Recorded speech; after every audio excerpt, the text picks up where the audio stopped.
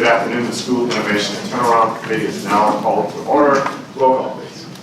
Dr. Bowlby. Present. Dr. Bowlby is present. Mr. Castile. Here. Mr. Castile is present. Dr. Davis. Present. Dr. Davis is present. Ms. Ellis. Present. Ms. Ellis is present. Mr. Garvey. Mr. Garvey is present.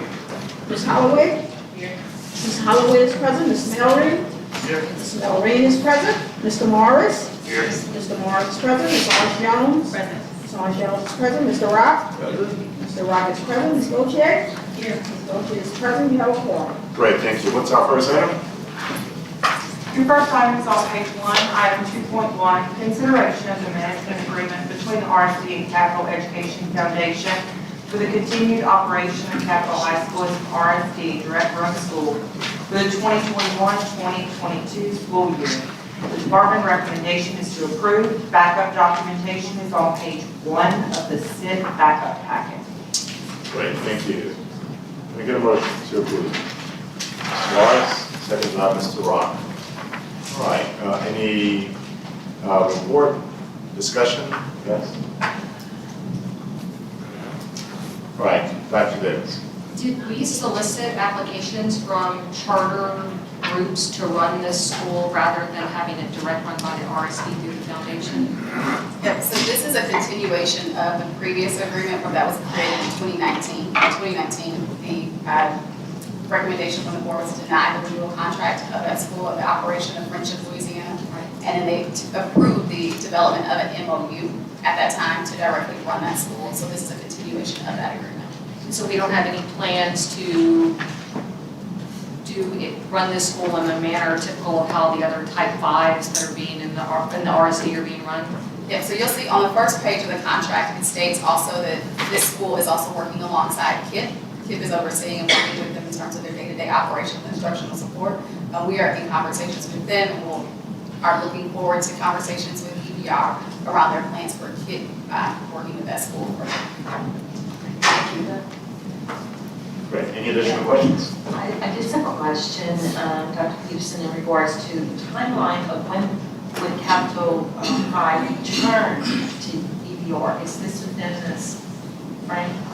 Yeah, so this operation agreement is just for that school year. Within that school year, we would need to continue to have conversations with EBR in terms of their timeline for any plans for KID, their plans for placing that type 1 there, to be able to make sure that there's an agreement before we would have any action to return that school. Return to type 1? To be able to be transitioned as a type 1 to their operator that they selected for KID. That's good. Great, any additional questions? All right, that being said, any objections to the motion? All right, motion passes. Next item? The next item is on page 2, item 2.2, consideration of the management agreement between RSD and Shreveport Charter Schools, Inc. for the continued operation of Linwood Public Charter Schools and RSD direct run school for the 2021-2022 school year.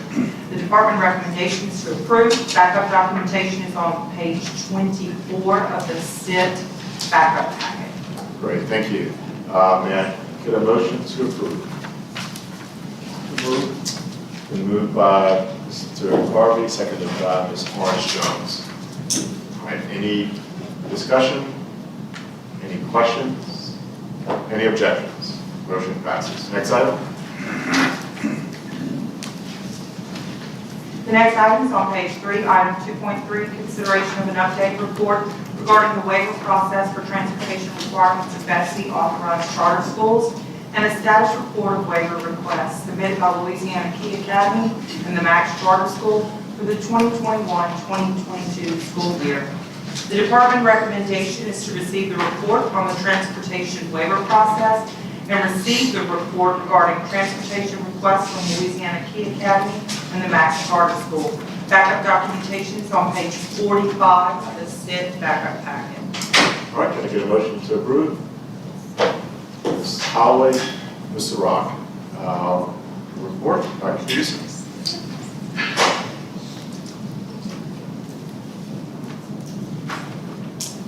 I'm waiting for it.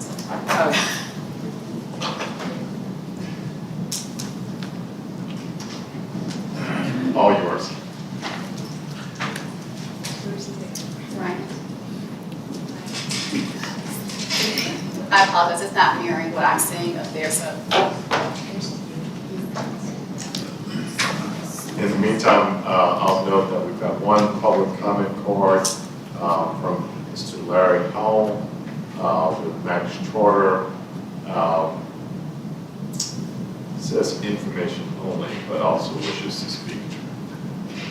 Not quite yet, right after the report, just to let you know that you're up next.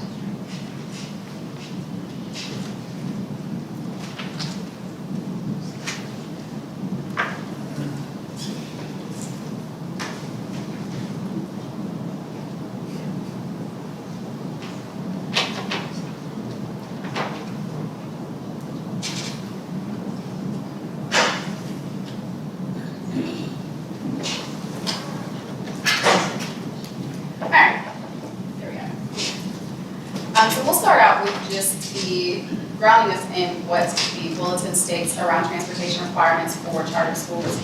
Each operator of a BESE authorized charter school shall offer free daily transportation to and from school to any student meeting both of the following conditions. Either they reside more than 1 mile from the school where the student is enrolled, and the student resides within the parish or the local school district in which the school is physically located.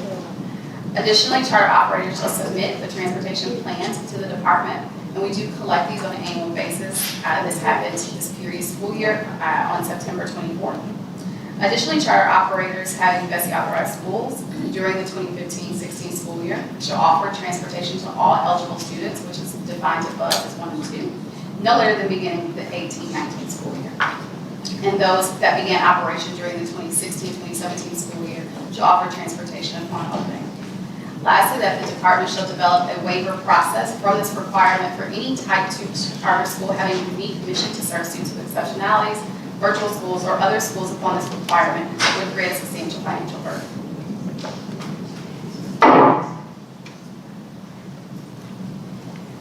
What we'll start with outside of what the statute states, also aligning ourselves to national best practice as it relates to the National Association of Charter School Authorizers. And in 2019, they focused on the case of transportation in charter schools. What we know is that families lack of personal access to reliable transportation face a barrier when attempting to access a charter school that does not provide transportation. This can oftentimes lead to inequities, that transportation usually comes at a cost for those families that pose a significant burden for low-income families and impacting their choice of school.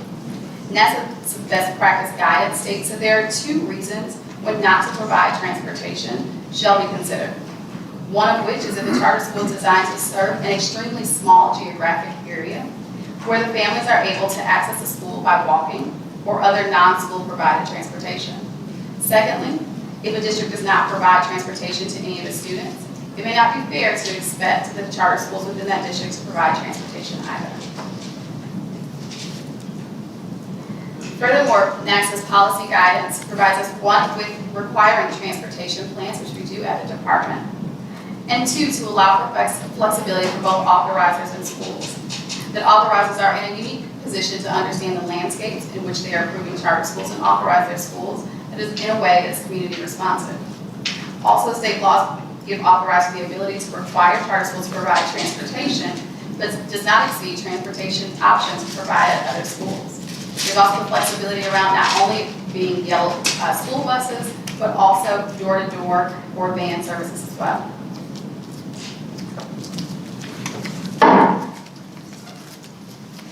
And so as stated in the policy, the department was to create a transportation waiver process. This process was created in 2017. And this is the information that was created in 2017 related to the waiver. The waiver information states, as mentioned before, schools operating for 2015 to 2016 were required to offer transportation to all eligible students beginning in 18-19, and those that opened in 16-17 were required to offer transportation upon opening. As a result, beginning in 18-19, all of our BESE authorized type 2, 4, and 5 schools were required to provide transportation to all eligible students as outlined previously in 126. Schools that have not met the special populations requirements for 3 consecutive years, and I want to outline here that in 2017 when this was created, it was 3 consecutive years. However, subsequently in the 2018 form that they developed, it was 2 consecutive years. That that have specific transportation requirements or that have requirements written into their charter contracts are not eligible to receive the waiver. Submitting waivers to the department, the process that was outlined in 2017, is that charter operators in their first year of operation, those up for renewal in the current school year, or those that have been notified by the department should complete the form on the subsequent page and submit it to the charters.la.gov. And waivers will be reviewed by the department, who will follow to inform the school of the waiver decision. The visual here shows the transportation document application that was developed in 2017. You will see here it does outline the three consecutive years related to the special populations. However, in the 2018 version that the schools that you will see in the following slides says 2 consecutive years. So I just do want to point that out. So the process in practice is reviewing the submitted application and additional documents, reviewing any relevant historical documents, as much as previous waiver requests, their approvals, and or other correspondence, as well as looking at their special populations data to determine the eligibility of the request. So we'll start with Louisiana Key, whose current charter term is July 1, 2018 to June 30, 2021. In 2018, Louisiana Key Academy submitted their transportation waiver on March 19, 2018, citing for the reason being small, unique mission school. On May 1st, 2018, they received a response related to their waiver request that approved their waiver request. And the waiver based on language should have expired at the end of their current contract and states that they shall still be required to meet the transportation needs of any student with a specific transportation accommodation outlined in their IEP. Fast forwarding to this current year, Louisiana Key Academy submitted their transportation waiver for 2021 on May 5th. Their new contract term, if you remember in October, they were up for renewal, so this new contract term would be beginning July 1, 2021. And citing again for the small unique mission of the school.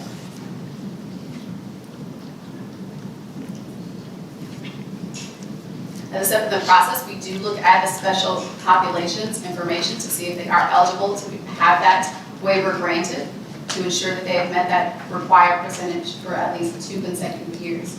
You will see here their economic disadvantaged student enrollment. They have met each year their required percentage, and their student with disabilities enrollment as well. And they have met that, although it's in red, but they have met it.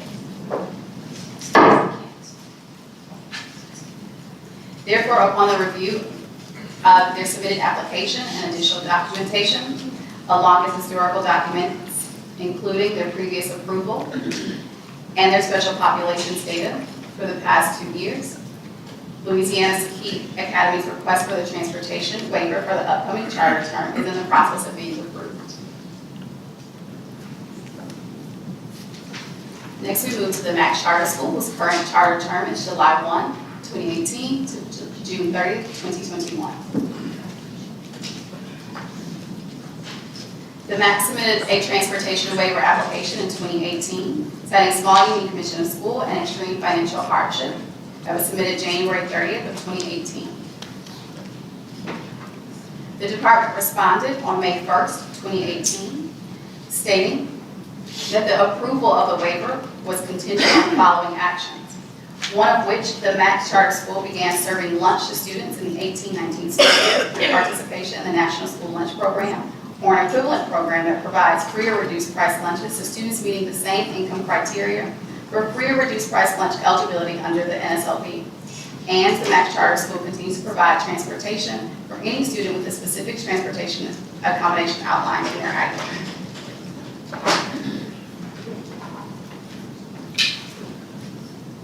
The MAC submitted a transportation waiver application for their new contract term, submitted on August 19, 2020, citing small unique mission of school and extreme financial hardship. The initial review of their information included looking at all the documents stated here, as well as the 2 years of eligibility determination of the eligibility of their request.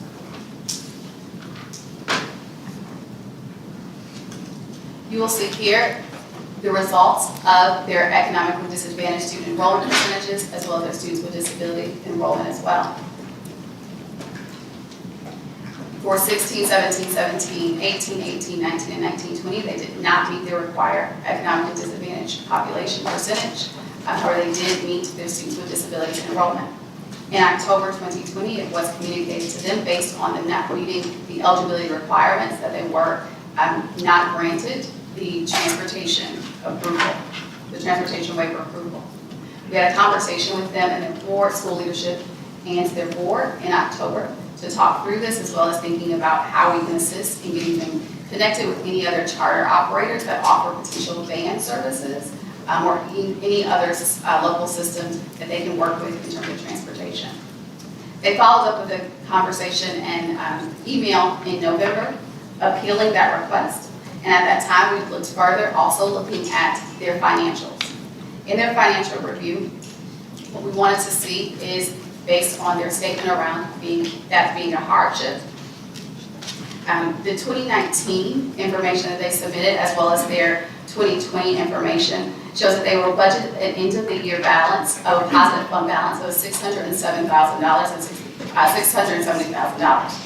Additionally, we also ran best practice metrics to better understand what that actually means, and specifically looking at our liquidity, sustainability, occupancy, expenses, and debt to asset ratios.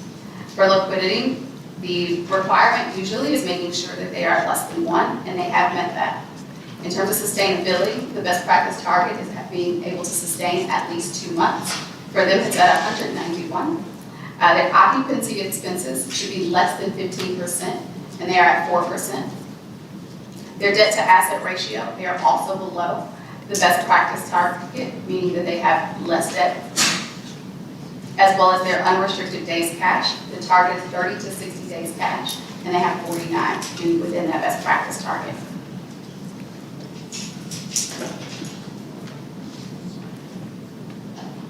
Therefore, as a result of looking at the information related to their special populations, eligibility requirements, as well as their financial, the request for the transportation for the upcoming charter term was denied.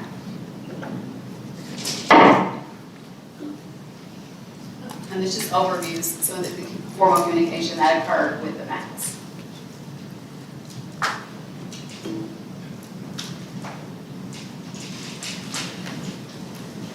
And that concludes that report. Great. Thank you. Mr. Howell?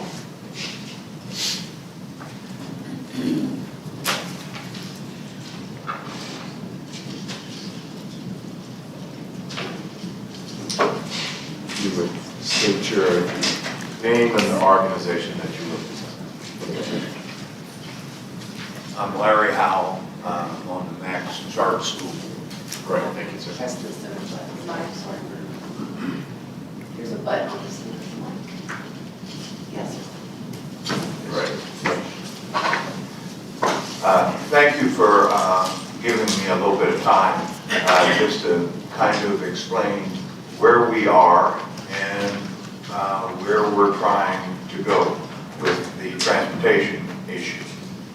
Max Charter was, as you know, created for students who have been evaluated and have been determined to be dyslexic.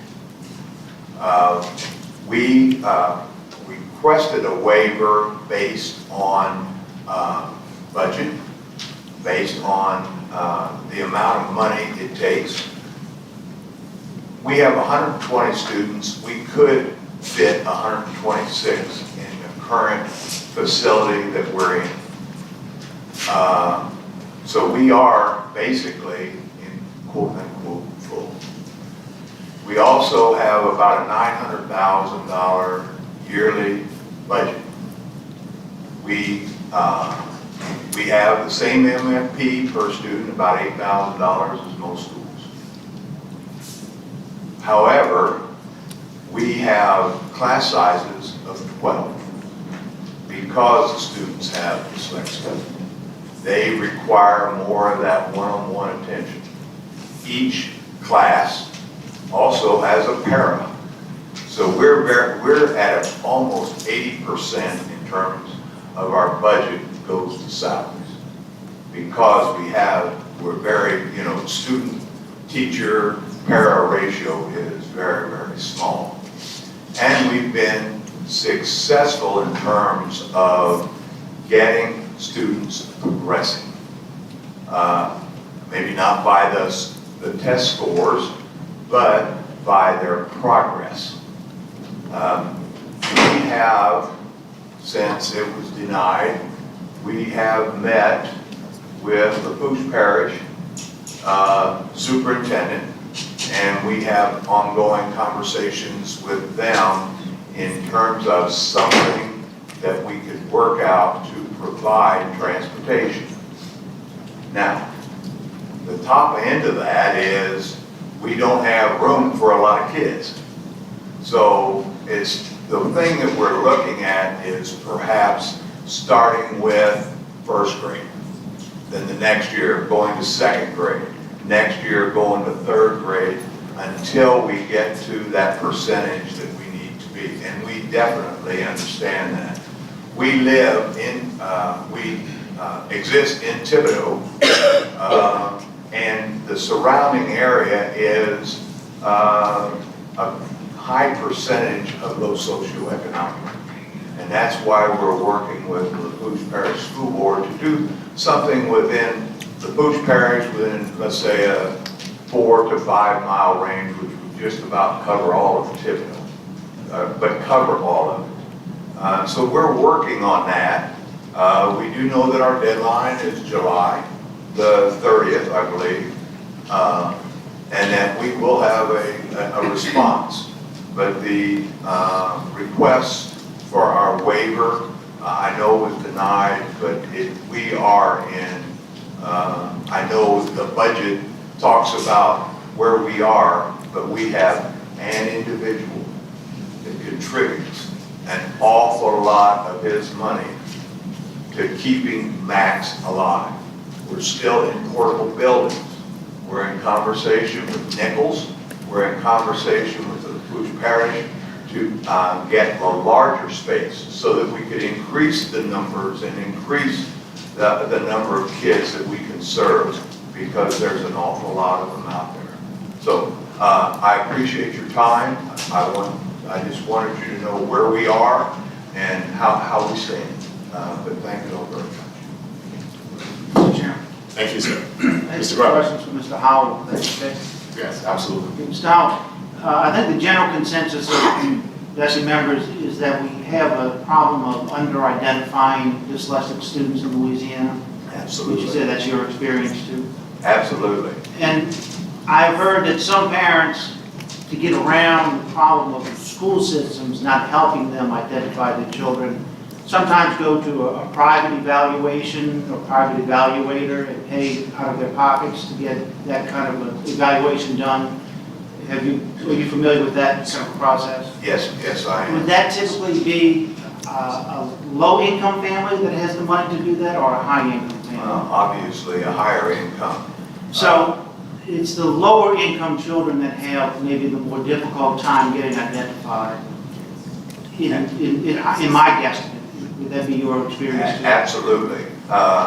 If we could find grant money to do such a thing and get it identified by the local school system, to identify students that they feel are really do suffer from or have to deal with dyslexia, and then get them evaluated.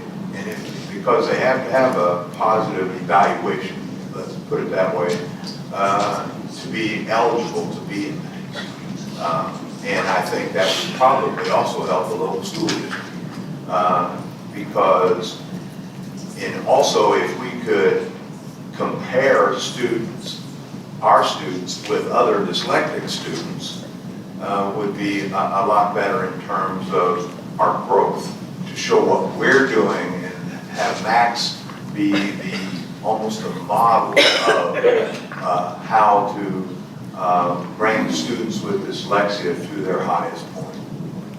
And I would like to ask the superintendent if he knows of any grants that might help us identify the students that the local school system is not eager to identify, particularly the low-income students in the typical area. I don't know of any. I'm just trying to figure out something we can do to help this situation. You're speaking to what you believe to be the under-identification of dyslexic students across the state, not just, Yeah, another thought is, and this would be a long-term thought, changing the MFP so that more extra money gets awarded to districts that identify students as dyslexic. They're not identified as special ed, which would come with a lot of extra money. But in my mind, they kind of feel like special education students. And if the districts were to get significant extra money for these students, I think they would have a much bigger incentive to go ahead and identify them.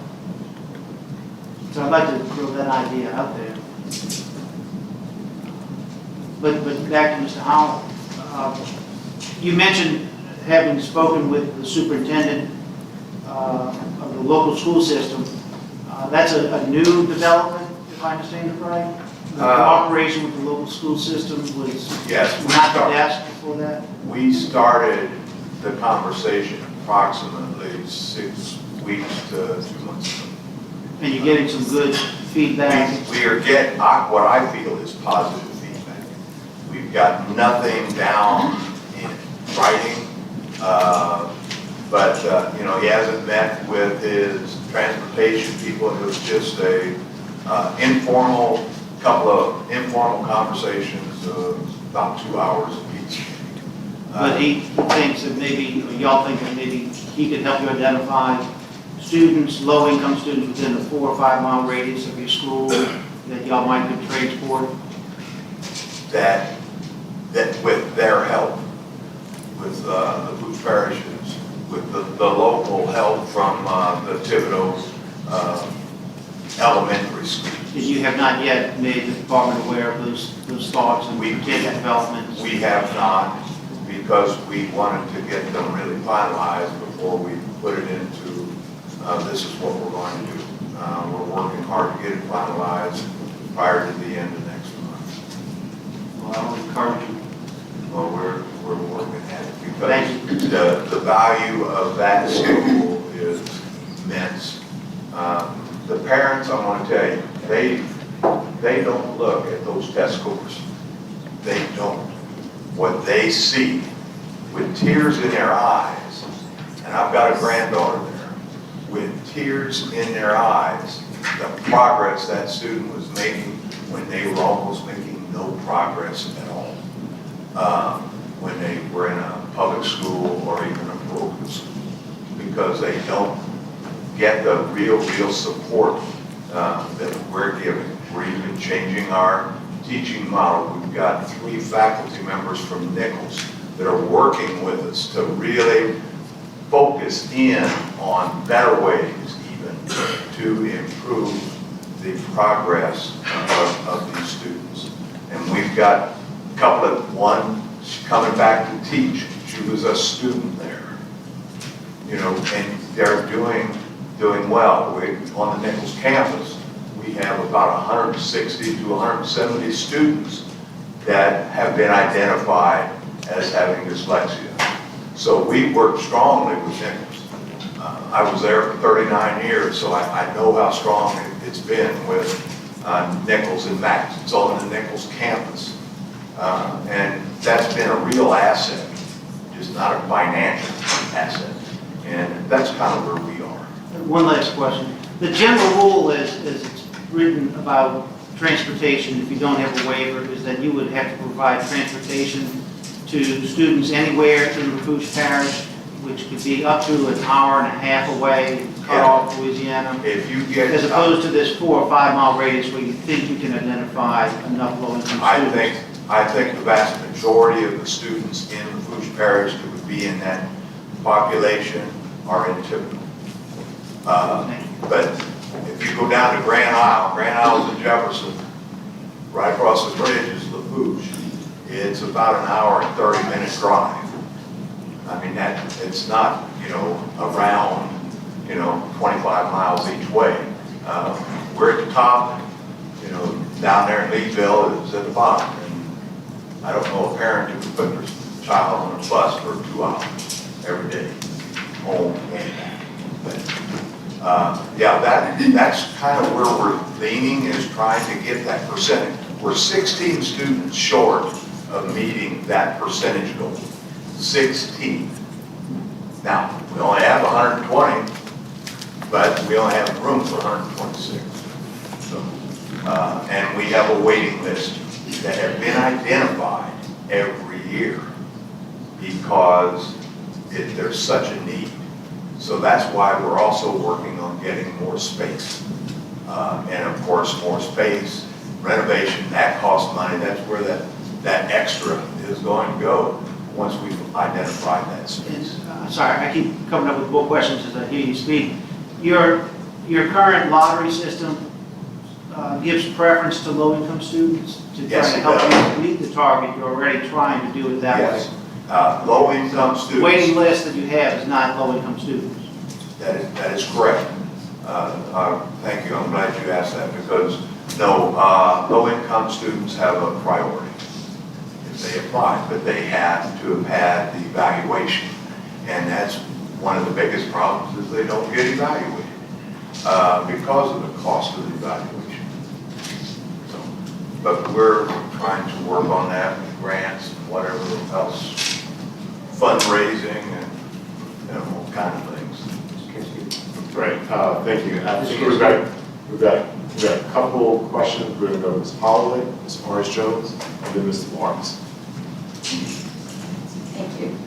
I do want to recognize, besides Dr. Larry Howell, who is the Vice President of Nichols, and an engaged board member at Max, we also have Dr. Steve Welch, who is the former Dean of the Department and board member. We have Karen Chauvin, who is in the Dyslexia Center as director. Appreciate her knowledge. And the new principal, and Angelique. So welcome here. They're doing great work, and we're seeing such engagement there, and a great movement to transform Max, I should say, because Nichols will begin becoming a partner with Max. The university president is right on board. I've been working very closely with them. I truly appreciate everything you are doing and just stepping out of the box to do this. But in saying it, we're talking about transportation, and I know that Max, and as well as Key, serves a unique population. And when you're looking at a unique population, that's really not identified until we get to first or second, especially the dyslexic area, that we really need to take in consideration about their needs, their finances, as Max has asked. And of course, I see them as not trying to classify kids to get more sped kids. That I know. And they service more of your dyslexic population. And within Thibodeau, there's maybe 70 to 80% of your lower income population. And to be able to have that population at Max, as he said, with 120 kids and the max capacity is 126, it's very difficult to get the percentage that we need, say, for bus transportation. Which will lead me into this question. Dr. Peterson, can you answer this? Who determines the number or the percentage to approve a waiver in this fashion? In terms of the economically disadvantaged percentage, that's actually set, the data team does the analytics on the required. The data team does the analytics on the required EP percentage and student disability percentage that they provide to us. So we're looking at a unique population there, and their first priority is dyslexia students. It would be very difficult for them to come in with sped kids, and of course we do want the low socio. And that again, you can make effort, but it's not every child that's in that low socioeconomic group that is classified. I think it is important to give some numbers too. And so in 2018, 2019, there were 303 students identified with LaFouche alone. is having characteristics of dyslexia.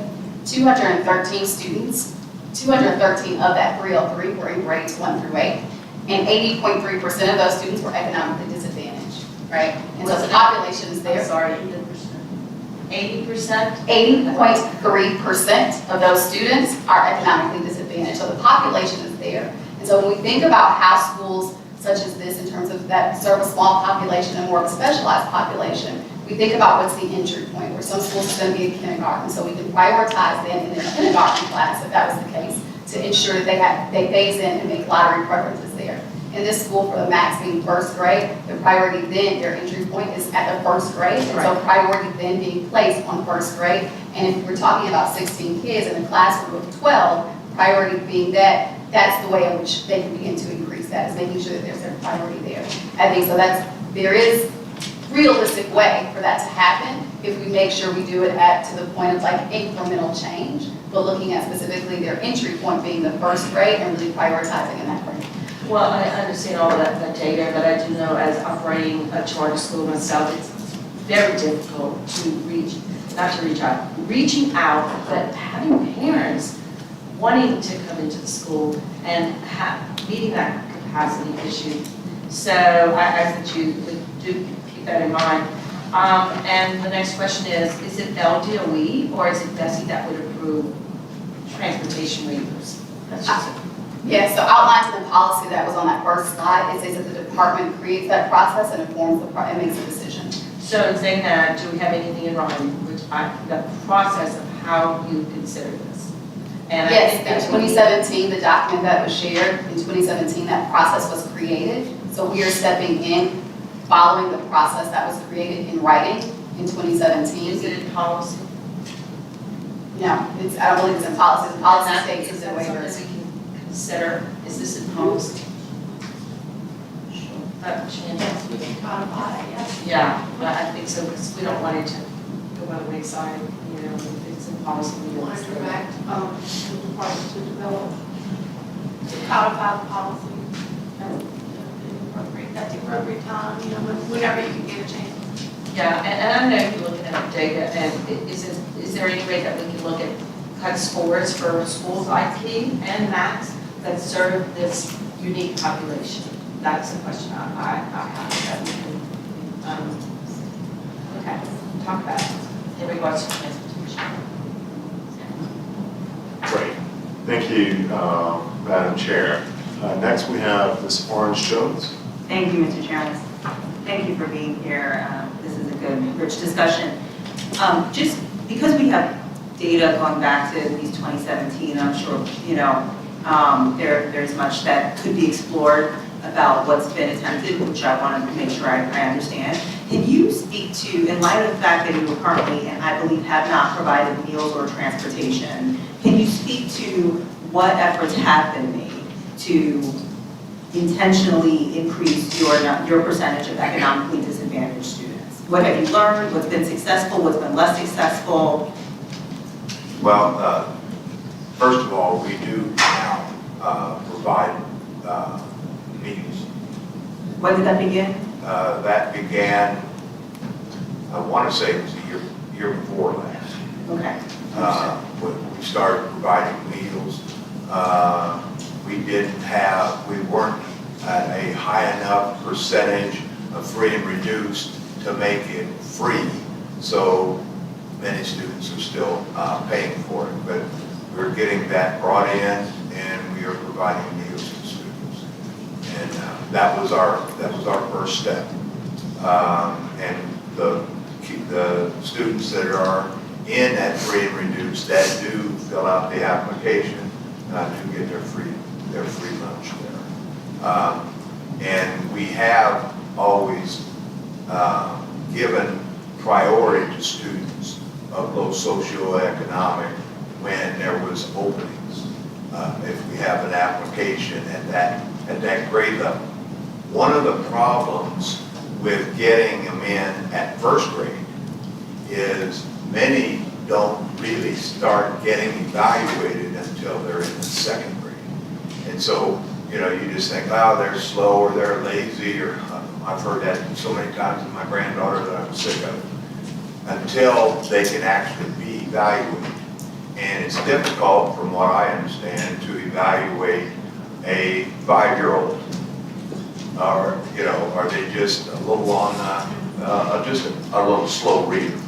Or are they way off the spectrum as far as the dyslexia? So we are working with the Dyslexia Center on the Nichols campus, which is the state dyslexia center. We're working with them to help identify those students that are given to us as possibly dyslexic at a lower age. They say Is that what you feel you've done? I'm trying to understand Well, yes. what strategies have been well, attempted. for example, my granddaughter moved there in the 2nd grade, but she was evaluated in 1st grade. That's because she was held back in kindergarten. So she had a little more age on her, so they could evaluate her. But yes, we are looking at trying to evaluate them at an earlier age, but evaluate them effectively. You don't want to just evaluate, yes, that's a child dyslexic. It's a very long process. I understand that you need some help. I have the president of our board, as well as the director of the Dyslexia Center for many years on the campus. Yes, I can answer Can you your identify question. yourself first for the record, please, and then go right Yes, ahead. my name's Karen. My name's Karen Shelby, and I'm the director of the Louisiana Center for Dyslexia at Nichols, and I'm also the board president for the Max Charter School. And so one of the, well, I'm going to say one, but over the years, we've progressively done more and more and more to try to recruit students. Primarily, we do have, our lottery is 2-tiered. Everyone who is of low socioeconomic status gets their first, like they get chosen first. And then if we have openings, other kids get chosen next. So we do the 2 different lotteries. But we've provided, we've purchased billboards around several parishes. I've personally gone to the health units, the Chabert Medical Center in Homa. There's, it's charity system, hospital. I've been to pediatricians' offices. We've sent flyers to the schools in our area. I personally went to truck stops, the casinos, gas stations, everywhere that I think that people have to go.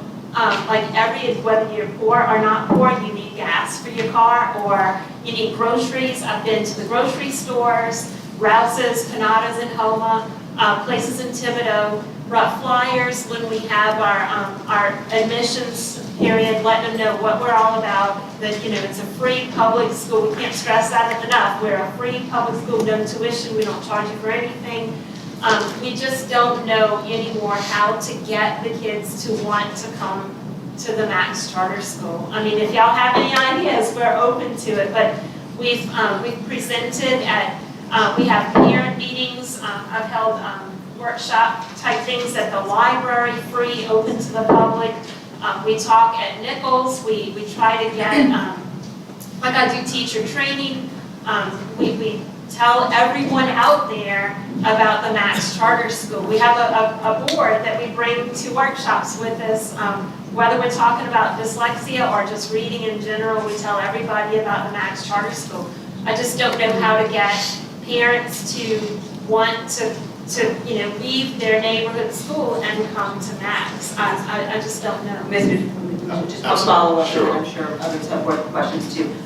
Just to be clear, economically disadvantaged parents to come to Max, Right. That's your challenge. Right. Can you just share how many students in the last lottery, or maybe several lotteries, were economically disadvantaged and how many got in? I actually don't know, but everyone who met the criteria of having, and we don't require a professional evaluation either. We require just evidence that the child is struggling with reading, or like character, if a school says this child has characteristics of dyslexia, we'll take that. They don't have to have a professional evaluation.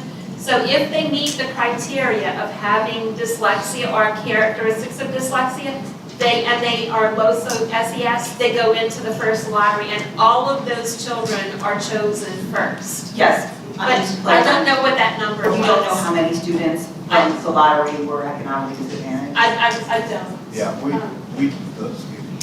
we didn't have a whole lot of students through the lottery because we don't have a lot of students leaving. You have the 8th grade leaving, of course, but the 7th grade is taking their place. So you might have maybe 5 or 6 throughout the other grades, other than first, that you might have an opening because somebody moved or what have you. So we don't have a large lottery. We might have 12. Well, that's why I was asking if it was 12, how many were both economically disadvantaged? I don't know that. I could get that information Sure for you. can. Thank you. And our lottery is drawn by a local attorney who's disinterested, so we don't even do the lottery. But we do put the low socioeconomic in the first group. Right. And if that fills up, then the second group doesn't even get looked at. The second group is only what's. The wait list, yeah. Yes. Great. Mrs. Morris and then Dr. Murphy. A couple questions. First one, what does it cost to test for dyslexia? Okay, so the Dyslexia Center at Nichols, we do that, and our fee is $875, but we get people who come from, so we're in Thibodeau, and I would say that about at least 40 to 50% of our students who come to get tested come from north of Baton Rouge, because there's nowhere up there that does it, nowhere in the northern part of the state that does it for us. So parents have said that it's cheaper to come to Thibodeau, rent a hotel, and pay the fee than to pay. The private sector runs anywhere from $1,500 to $3,000 or $4,000, and so we just do it. We do it for cheaper because we have. It's part, we have a working, like we use graduate students from our school, specialists in school psychology degree program at Nichols is a training ground for them. And we have a licensed psychologist who does the supervision. So it's an opportunity to turn out experienced school psychs into the public school system. That's why we're able to be cheaper, even though that's really not cheap. But we don't require that to attend the Max Charter School. Second question, and I'm not sure if it's Dr. Peterson or something wrong, but I'm curious from the state's perspective, what triggers the test to test a child for dyslexia?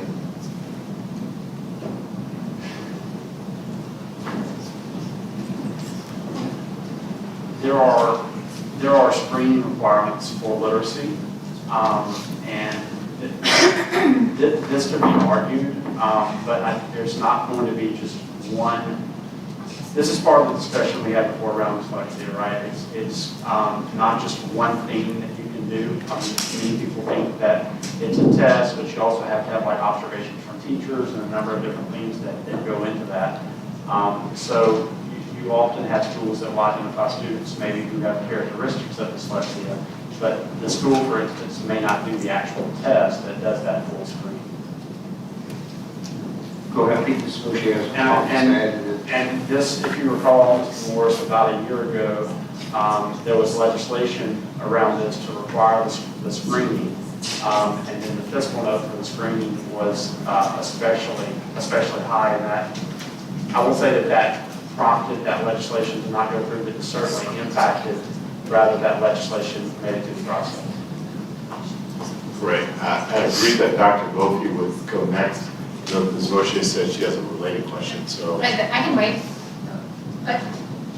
Okay, and I don't pretend to be an expert on this, but any way, shape, or form, and I defer to you because I've heard of you, I've spoken with you before as well, so in the context of that.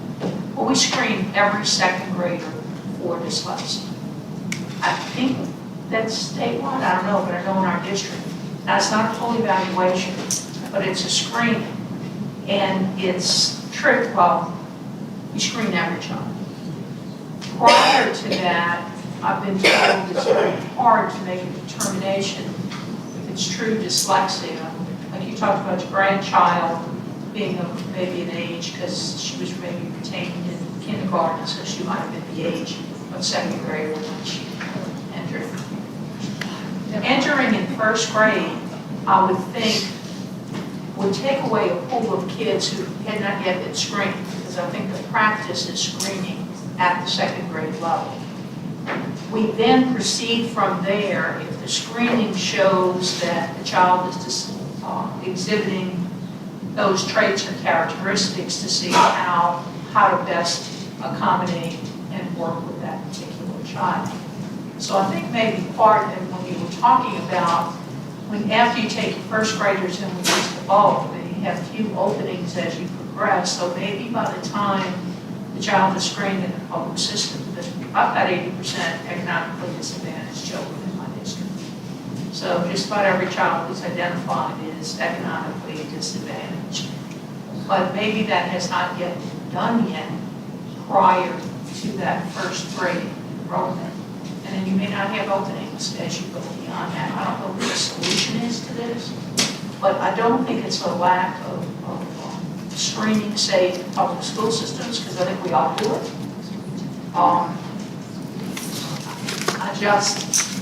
I just don't think it's done for those children prior to entrance into first grade. So this evaluation you're talking about, it's $875 or more. I know we don't do that for every child. But then if they do display the tendencies, when we bring in our school psychologists, our educational diagnosticians, and all of that team of people who then delve more deeply and do that evaluation at the district level. So it might be a timing issue with entrance into your school. I don't know.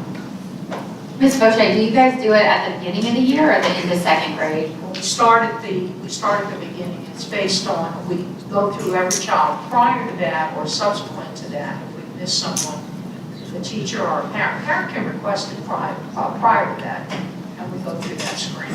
Okay. But we started during that second grade year, and then we look at if any third graders enter who have not been. That you might have missed.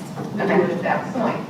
But I don't know of anyone who does it prior to first grade because of the age of the child, and I don't know, you probably could speak to it a little bit more than I can. In the past, do you remember what Phyllis Butler was here, but it's the dyslexia person at the state level. So she got my coworker and I to do some train-the-trainer type of training sessions around the state to help schools figure out how to comply with Bulletin 1903.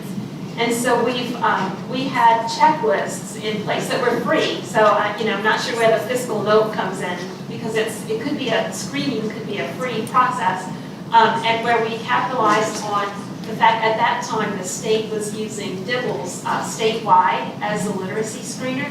And so the bulletin outlined 6 characteristics of dyslexia. You had to meet 5 out of the 6. And so we helped them figure out how they could use their DIBELS data to get at some of those 5 out of 6, and then some free curriculum-based measurement tactics to get at the other ones that DIBELS didn't measure. So that was really essentially free screening. And so we trained teachers around the state to do that, and we encouraged them to start at the kindergarten level, identifying those kids who were resistant to the interventions based on their DIBELS data. So if they were, administering DIBELS and they were in intervention groups and progress monitored and they weren't making progress, put those names up as kids to look for, to start looking at in terms of possible dyslexia, and then go into first grade and second grade. So we never really recommended that they take like a snapshot, like beginning of second, middle of second. Like, we didn't encourage that because there's so much that could go wrong on that screening day. We thought it should be more of a process that capitalized on what the schools were doing already to meet the requirements of the literacy screening for all kids. So we're trying to mesh the Bulletin 1903's requirements for screening all kids with dyslexia at least once before the end of third grade, with what was going on with the literacy assessment statewide. And when I did a lot of training in St. Bernard Parish, y'all had it going on with the Reading First initiative, and even though y'all weren't reading first, you had all the Dibbles testing going on. So it was a prime place to get it done. So unfortunately, that does not happen in every district, and we would like to, I'm saying it here, I'm retiring in 8 months and 22 days, but before I go out, I want to see if I can get as many people, trained to screen for dyslexia as we can. I'm looking for stuff to do, and I'm free, so. I think this is a much larger discussion than a transportation waiver. Right. And, the only thing I would say to the transportation waiver, dealing with a high population of economically disadvantaged children and parents, if they would not be applying for your school if they didn't have a way to get to your school. Right. And, and I applaud if you can work with the LaFouche Parish School System, even in that small radius that you were talking about, to try to encourage some of those parents to take advantage. I have a nephew who has dyslexia, so I know what everyone is going through with this and the family goes through. If I had a child with dyslexia, we're the most expert people. And it's not just at the charter, but in the regular school system, and how do we measure their progress? And how do we reward teachers and schools and children and families for progress? That's a whole bigger discussion. So I applaud what you do. I think we can hopefully work through this issue with the transportation waiver, since it's been denied, to go ahead and look at a small radius, because I know there have to be children there who are in need of those services. Yes, definitely. Thank you, Dr. Bo. I want to return to the issue of you not meeting the status relative to the kids of the socioeconomic status. And I want to offer a couple of ideas. One is, I think, engaging the faith community. It would be a way to get, maybe not to the children themselves, but to their families or grandparents or cousins or neighbors and those kinds of things. And so as I've done work, the faith community has always been very responsive to anybody's desire to help a child get a better education or to meet their individual needs. So I would just encourage you to start talking to people and getting into the community to really look for opportunities. And then along those lines, connected to the things that we've talked about, I think, I wish I knew more about this. I'm sure that I'll continue to learn. So I have a child going into kindergarten. Based on the fact that I've already had a child go through kindergarten, and he was reading, halfway through kindergarten, he was AR testing, and I think he had an exceptional kindergarten teacher, and I wish everybody would teach kids how to read like she did.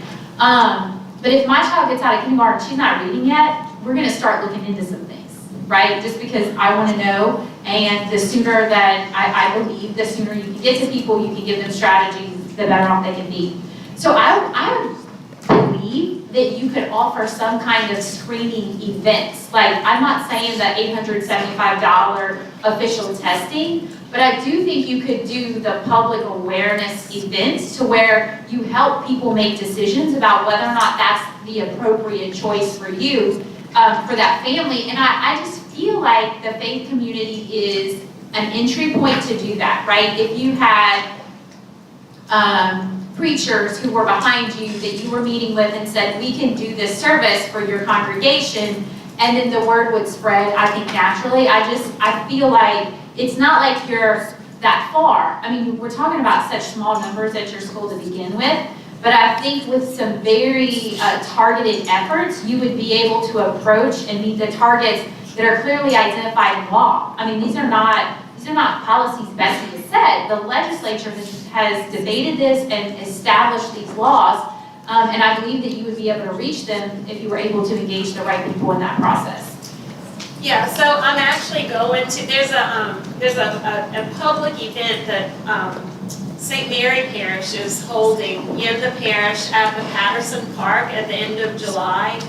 So I'm going to sit at a table outside in the park and do this sort of thing, exactly what you're describing. It's an event where the kids can go get their free vaccines, get some free school supplies. There's going to be comedians and play, things for kids to play with. It's like a little festival, a back to school type of thing. So, I'm hoping that we can get some kids there and through other events like that. And the faith community, absolutely. In fact, Ms. Muzzin had done that in the past to the churches. Our lottery has been selected for this coming year, though. So we've been working on this. It's not like all of a sudden we're trying to find these children. We've been working on it, and we will continue to work on it. So thank you for those suggestions. Great. Dr. Crowe? Yeah, I just want to compliment you on what you're trying to do and the passion you all clearly have for it. And that doesn't just go to Max, that goes to Key as well. I know we have members of the Key team here as well. The challenge here is just the economically disadvantaged numbers aren't where they have to be. And it can be said that not providing transportation is a soft barrier to access. And we just have to make sure that all of our parents have the ability to access your school. Also, I think you're on the right approach by having those conversations with Mr. Martin there at the school system, and I know him to be someone who would want to work with you, and I think he will. Just doing the numbers, as I heard Dr. Peterson mention, I think there's roughly 170 kids in grades 1st through 8th that have already been identified that are economically disadvantaged. So you have a pool in which maybe you can pull from. But I think the other part is the challenge of if identification isn't happening until potentially 2nd grade, you already have a classroom full. And so those are potentially kids who have financed, their parents have financed that test and they're already there. And so then whenever you get to 3rd grade, the only way to put someone new in is if someone leaves. And so I think you've heard a lot of good ideas around this today, but look, from Dr. Peterson and myself, we want to commit to helping you to make sure that all families have access to your school. Great. Ms. We Horace-Jones. had a rich discussion. I just want to say, first of all, I couldn't agree with you more, Superintendent. I'm not sure, I'm still not sure. I'm concerned. I know the concerns have been raised about how to address this. How do we be sure a year from now? I feel like 2 years ago we were having a conversation about meals. How are we going to make sure a year from now we are not having this conversation? You are coming back to the table and you're having a conversation about, wow, there were so many strategies implemented, we figured this out, we solved what you just said. We need to be having a fundamentally different conversation because there are just too many students who could benefit from this kind of opportunity that currently are not. And I'm sure their parents would want them. I'm assuming parents want the best thing for their children, and if they knew and they could, they would want to have access to this. And so transportation is a barrier to choice, right? That is what the research tells us. That is what we already know. So how are we going to ensure a year from now we're having a very different discussion? Well, I'm not sure that we can ensure that, because when we were, we understood, we did not have facilities in our school building. Our school building was 100% donated to us, and we did not have a cafeteria in our building. And when we first received our charter, and so we didn't provide free or reduced lunch. We didn't have a lunch program. Everyone brought his or her own lunch. And so then when we started providing the free reduced lunch, we kind of thought, well, the low SES parents are not admitting that they are low SES because there's no benefit to that. So like, you're not going to apply for free or reduced lunch when there is no lunch program. So we thought maybe they're just not telling us that. So then we started the school lunch program. So there is a benefit to admitting that you have financial difficulties, apply for the program, and then that's when our number went down. So we started providing the free reduced lunch, and then our number went down the next year. So I wish I knew the answer. I wish I could say we will absolutely ensure that we have those kids. I can just promise you that we will continue to find them. I just can't promise that we're gonna sit here and say, we have it. But I can honestly say, we will absolutely continue to work as hard as we can on finding them. And I believe the transportation is likely to be the answer, but, you know, Great. Kristen, Dr. Davis? and this, I hope maybe this will be the last one. I hope the transportation does help you, but if it doesn't, I think that Ms. Fauchier's comments kind of hit the nail on the head that you might have to think creatively about expanding your class size starting in 3rd grade after kids are screened in the public school system and their parents begin to see that this is a real problem. So you're gonna, obviously that'll be balancing, but if you expanded so that you had space in 3rd grade when kids are being screened according to our policy, that might solve a lot of your problems. Yes, ma'am, a space would definitely help solve our problem. Thank you all very much. Well, extraordinarily rich discussion, but you don't get a Z quite yet, as far as the follow-up question. I'm not sure this one goes to Dr. Peterson or maybe Dr. Chase on his team.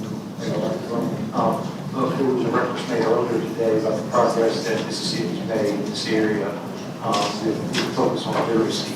And I'm just curious, given the focus that the state of Louisiana is implementing now on literacy, did the state of Mississippi have any increased diagnosis of dyslexic students with that focus on reading? And so how did they handle that?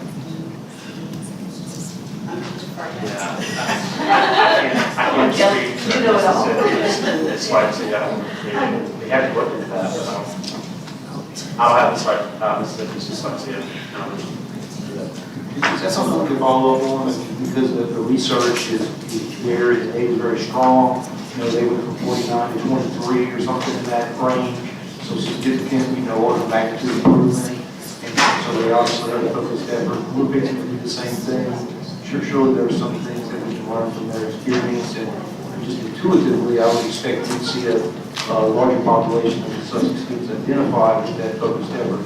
So I'm curious what Mississippi does. Yeah, happy to do that. It just seems to me in response to this, the economically disadvantaged numbers aren't where they need to be. We've got to get them there. Transportation is an access barrier for families, and we've got to just work with that. What a great discussion. That's excellent. I just want to have the benefit of learning, we happen to have Keith here as well. I think maybe it would be helpful to just simply raise the question, feel free to take it or leave. Like, is there anything like this conversation, like, because the numbers have been different at Keith, is there anything that could be learned or can any parent? Right, can you introduce them? Yeah, it's just, they've been sitting there, like, They've been sitting there, so you know. Then we're here for Thank you, a Max. related issue. Oh, yeah, That I okay. was going to get to in just a minute. Okay, good. Well, just curious, I didn't. Now might be a good time. Might be a good time, but I am curious. Yeah, I know you do it for a different item, but, I think, I No, would it's this say item, this. it's this agenda item. Oh, you're here for this agenda? Yes, item? yes. Which one? I didn't get a quote from you on this. Well, really 2.4. I thought so. But feel free.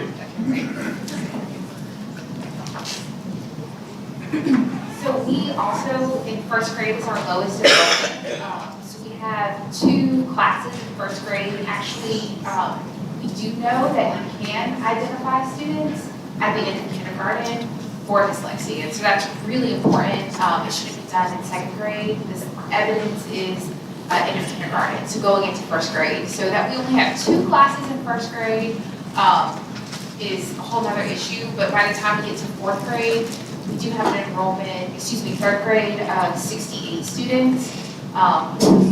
So our grades, when you look at enrollment, 1st grade lower, 3rd, 4th, 5th higher, and then as we go into upper school, 6th grades become more fluent readers, speakers, and writers. We need to go back to a traditional school. So we are a different school than Max. We're located really centrally to be in a place where we can service students who can more easily get there, who are from low-income backgrounds, and we service 13 districts or parishes. So we're just, I think, a very different school as far as location, size, and design. Man, that's good sheet. Ms. Heather Bourgeois, would you mind introducing yourself? Oh, I'm sorry, I'm Heather Bourgeois, I work for a school at Louisiana Key Academy. Hey, so you can already see the picture. Great. Yes. Just say thank you. This is my school uniform day. Mr. Garvey. Yeah, Ms. Woodward, y'all have a relatively year-round type school schedule, We don't do. you? We do. We go to school the first week of August, and then we end school mid-June to reduce our summers to a 6-month period. So Okay, this is so our last week of school. first week of August is when, First week of August, and this year we actually started school July 9th. So we've been in school July 9th through this week.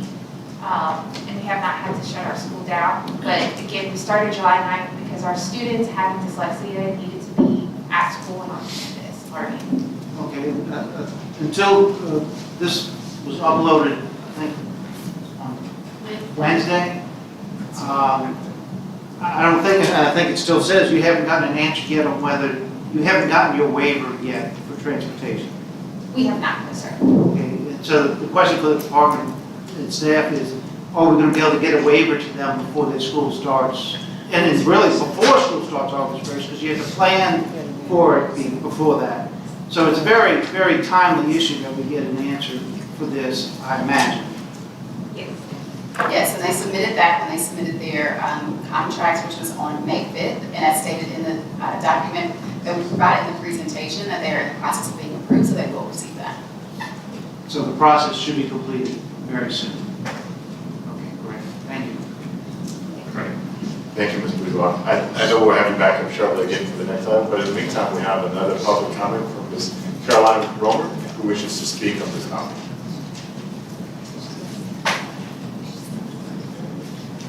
Good afternoon, Caroline Romer, Louisiana Association of Public Charter Schools. I have my blanket because it's like a meeting somewhere in the back. Is this for sale? It's warming up. It's warming up. I Can you didn't put your know. microphone a little bit closer? Sorry, that's better. Yes. I'm more at the table as a point of information and kind of did you know.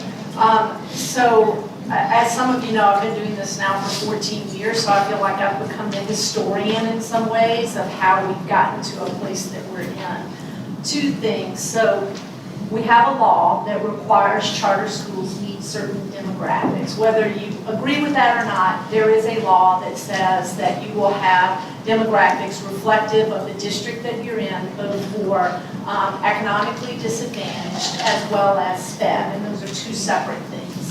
When that law passed, which has been more than a few years ago, the association worked to ensure that when a charter didn't meet those demographics, that it wasn't an automatic you get closed down, but instead that your authorizer would be empowered to take a look at your school to understand why you're not meeting those demographics, whether it's the economically disadvantaged or the SPED, and to figure out how to solve for that, because ultimately you are trying to create schools that are diverse and that are not schools creating barriers so that all students can't have the option of going to a school. And so in many cases, you'll go in and look, and you can look at things like how you're doing your enrollment, your lottery, how you are advertising, where you advertise, what you advertise, transportation, food services. There are several things that an authorizer can look at. And so at the same time when that was happening, another legislator proposed law that would mandate charter schools provide transportation. And instead, we worked with that legislator to say, let's empower, again, authorizers to determine what makes the most sense for students and the charters in their portfolio. So we have New Orleans that requires transportation. EDR, for example, Jefferson Parish does not require that of their charters. BESE adopted a policy that does require transportation for type 2s, but again, with this process that we're going through where you can seek a waiver depending on your circumstance. So I just wanted to come to the table to say that in many cases, when you are not providing the waiver, and again, you're looking at other things that are going on in the school and you're trying to address for that, and the law is the law for now. I'm not saying I won't try to change it someday, But the law says that you will have certain demographics, and these are some of the ways that, again, an authorizer can be empowered to see that that law is met.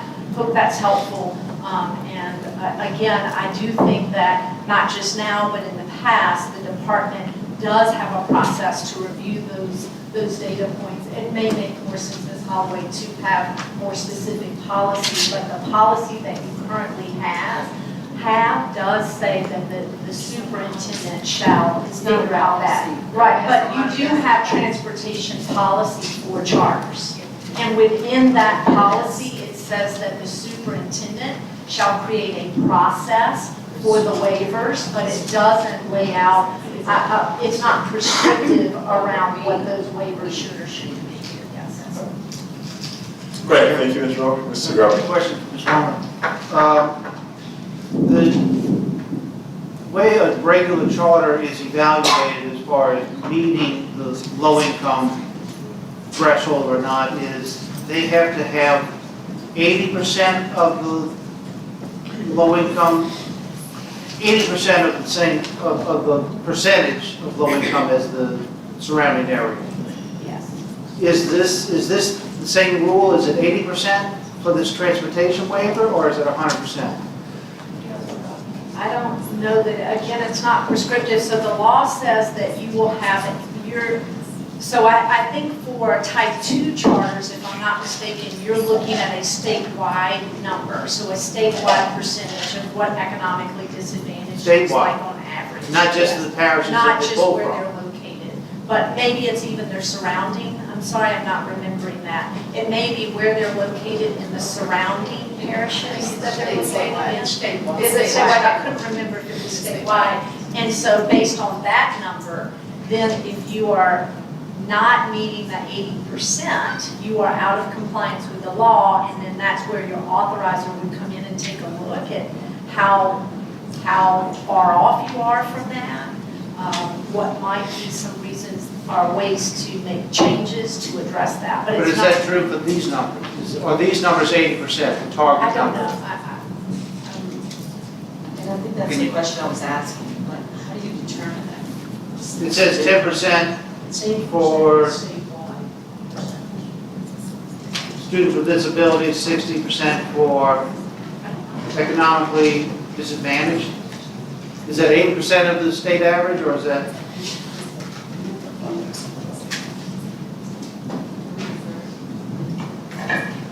Data, our data team creates the. We're happy to come back with, as President Holloway suggested, policy to codify some of this. That's not a problem. I think on this particular item, it's just a motion to receive. And so I think we're probably at that place.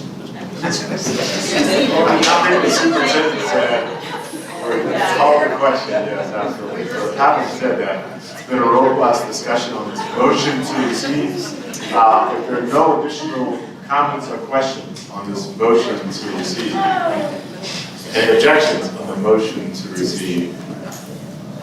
Hearing none, seeing none, motion Thank you, passes. Dr. Peterson, for knowing it all. The next item is on page 4, item 2.4, consideration of the alternate framework for charter renewal of Louisiana Chi Academy and the Max Charter Schools. The department recommendation is to approve the alternate framework for charter renewal beginning July 1st, 2021, as outlined. Backup documentation is on page 75 of the SID backup packet. It's my understanding that President Holloway has a motion to defer with respect to this Thank you, particular item. Mr. Chair. Yes. Okay, motion second. All right, there's been a motion, it's been seconded, and I understand, but there is a reporting connection with this item, and Dr. Peterson is preparing to offer that report. We will provide just an update to you all into the process that we have done so far.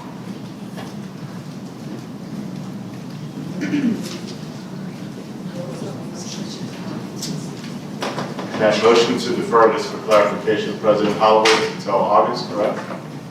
President Holloway? I'm sorry. That on your motion to defer, we wanted a little clarification, is that until August? Yes, thank you. Yes. Can I ask a clarification, like, doesn't the the rule thing is, I've been looking a lot at the alternative framework for another school inside of EBR. And doesn't it come with a deadline that we have to approve this by June the 30th? Like, the dates in here say that it will be part of each charter operating agreement beginning July 1st, 2021. Is that when we have to have approved this framework for their operating agreement? Can somebody clarify? Yes, Dr. Brown? Yeah, I mean, you raise a good point, Dr. Davis, because these schools, their contract goes into effect, I believe, Dr. Peterson, July 1. Correct. Yeah, so with the motion to defer, one of the things that we would have to acknowledge as a board is that we are deferring the framework for which they would be evaluated. So they would be entering into a contract without the evaluation framework in place. And so when we approved it in August, then it would still be active in the coming year. And are the schools okay with starting their school year on a contract without an alternative, without their framework in place? The schools are nodding yes, and just for clarification, I see 3 heads nodding. Okay. And the next evaluation won't happen for another 3 years, or 2.5 years, somewhere in that timeframe. Right, so 3 years. Okay, so, but I just wanted to check, so this alternative framework of assessing their progress will still go into effect for their next report card if we delay this until August? So we already, we made a recommendation, this board approved their new contract to begin July 1. As part of that process, administration had to then go and work on the alternative framework for which they would be evaluated for the contract they're beginning in July. And so they will be entering into their contract July 1 without a framework for which they will be evaluated. However, we can still come back and provide that framework, and it appears as if that is what President Holloway is suggesting. And hearing from Mr. Castile, it seems as if that is what we're hearing from the schools as well. Okay. That's why our initial recommendation was to approve the framework, because it would coincide with the beginning of the contract. That makes a lot of sense to me, so that there's not this kind of ambiguity going in. But if it's still legal for us to put a framework in place after their contract has been signed and going in, then okay. Yeah, great. Thank you, Dr. Davis. Dr. Peters? One question, just to clarify, their contract would be ending on June 30th. I know LA Key said they're going back to school before our next meeting. This isn't going to prohibit or preclude them from opening back up and starting, correct? No, not at all. Just to make sure we're all on the same page and clear. That's right.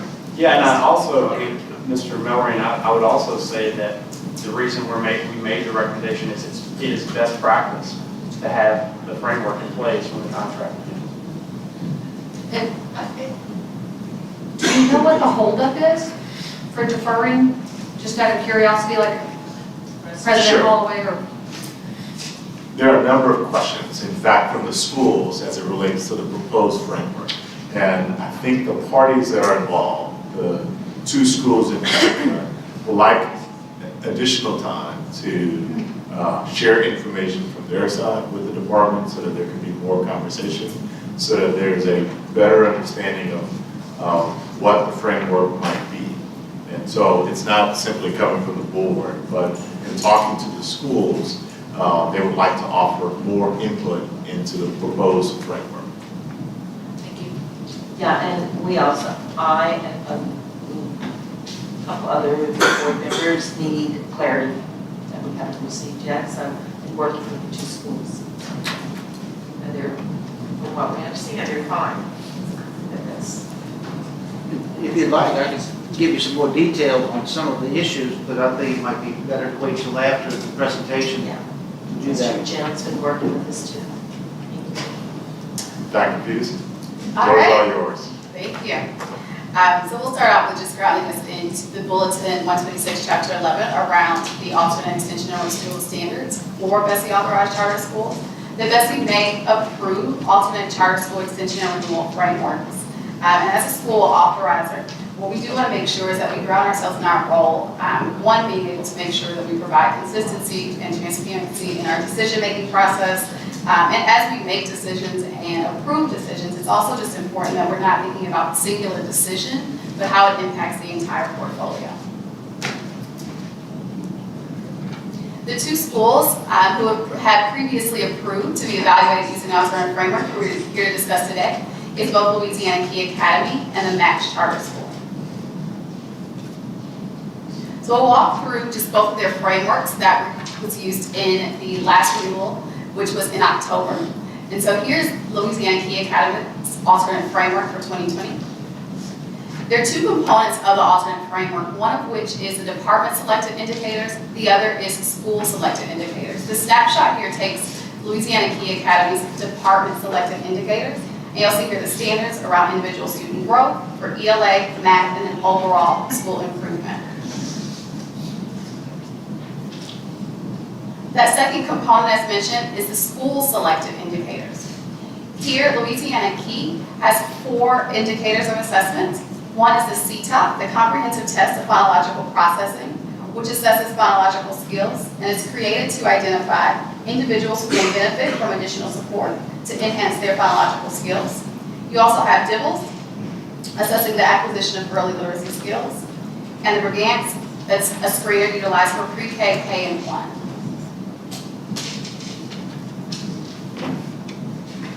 At the bottom of their framework, there also are the standards that are related to the total points accumulated and what that corresponding renewal term would be.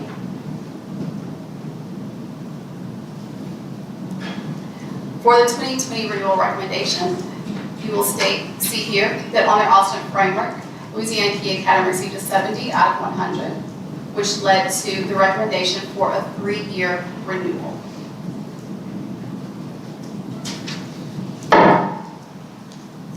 Then we move into the Max Charter School, their alternate framework that was utilized in their most recent renewal, which was in October.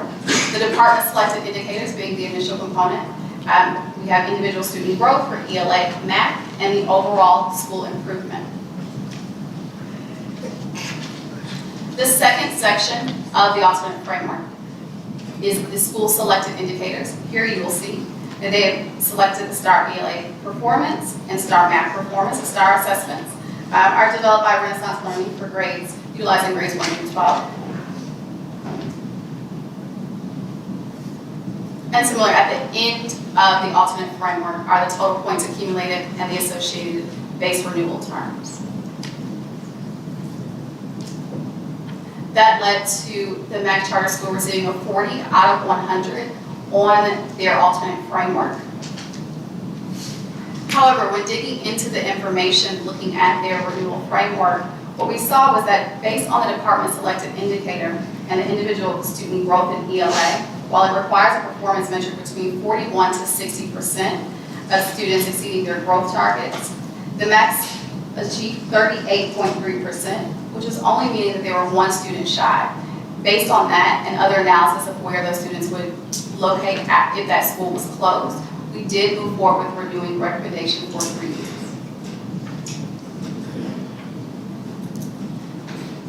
Surrounding all of this that guides our work and just thinking about after going through our October renewal cycle, important to ground our authorization practices in principles and standards.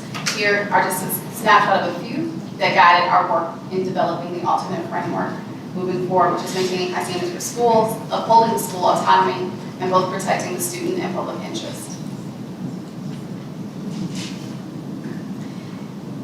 And so again, going through the October renewal, what we did note, because we have 2 schools that do serve a similar population of students, that we had 2 different alternate frameworks.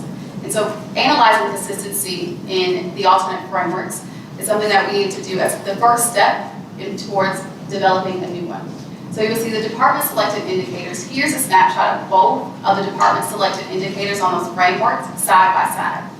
What you will see here is that the overall school improvement, while the standard is there, you will notice that the performance metrics, there are 2 different performance metrics for the same standard.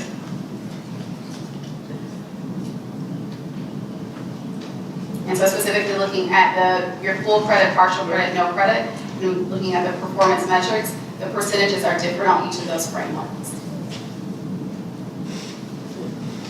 The next is the school selected indicators. You will see just visually here, the MAX had 2 selected school indicators, and Louisiana Key has 4. It's also important to think about what the purpose of the frameworks are and what we actually are measuring. Versus when we look at the MAX, we're looking at comprehensive, ELA performance and math performance. Louisiana Key focuses on parts of the whole, or specifically looking at acquisition of skills, looking at the entitled assessments. And so we are measuring 2 different things in these frameworks. And so it's really important to start here in terms of the conversation that we began to have around how we make sure that we provide consistency in these alternative frameworks when we're serving similar populations and what we are truly seeking to solve or to measure.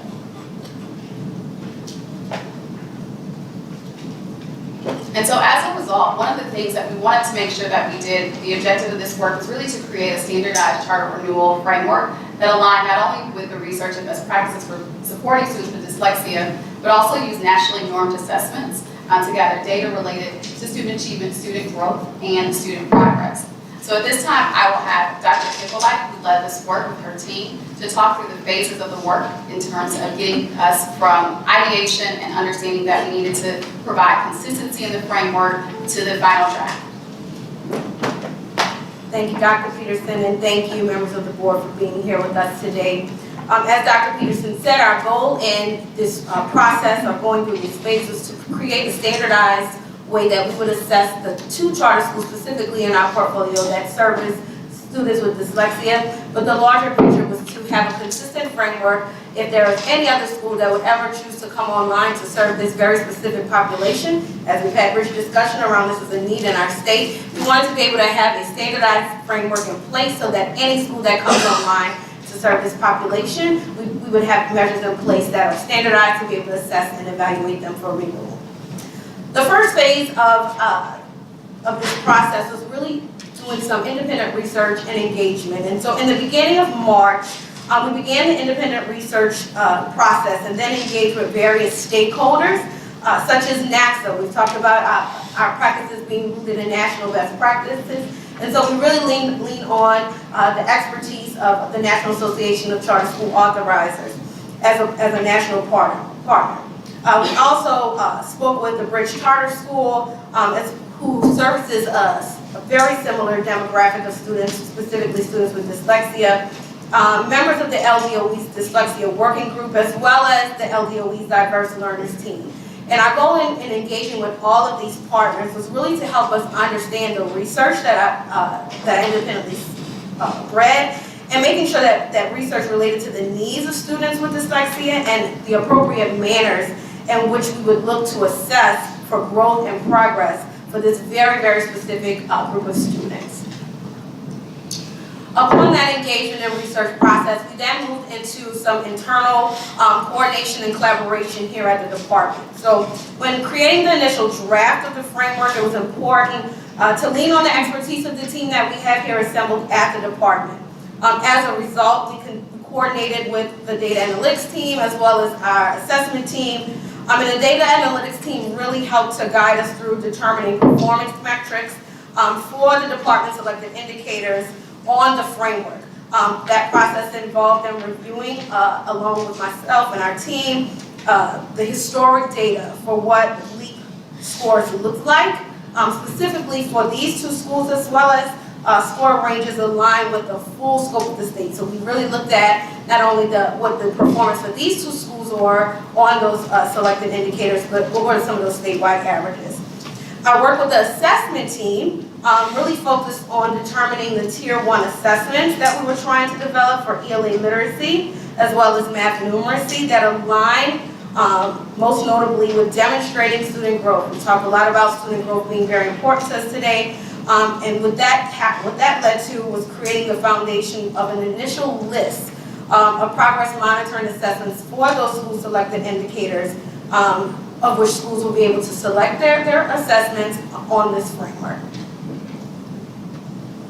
After those 2 phases, we went into initially developing our first draft of the framework and gathering feedback.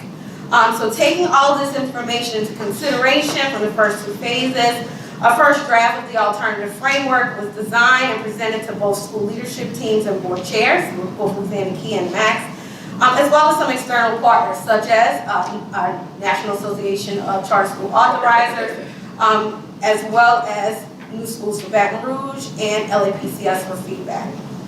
The feedback that was provided was taken back to our internal team and coordinated with the data analytics as well as the assessment team for review and to run some simulations to gauge the impact of those revisions. And so as a result of those simulations, we really determined that the prior framework really measured the percentage of students meeting their value add measure, or what we know as our VAM measure, which is a target for both ELA and math. In our delineations and conversations, we realized that this process was developed before the state really implemented its progress index.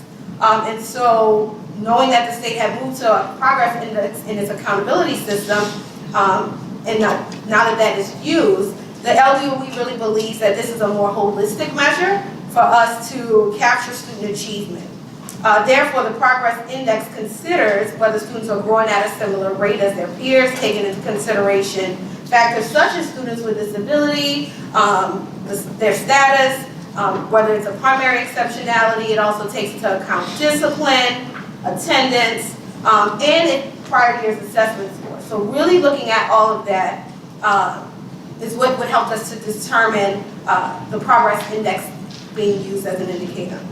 Additionally, the prior framework also, when you thought about the overall student achievement, the prior framework really measured the percentage of students earning basic and above in ELA and math. And as we know, this too was developed before the department moved to the goal of mastery as the level of proficiency for students.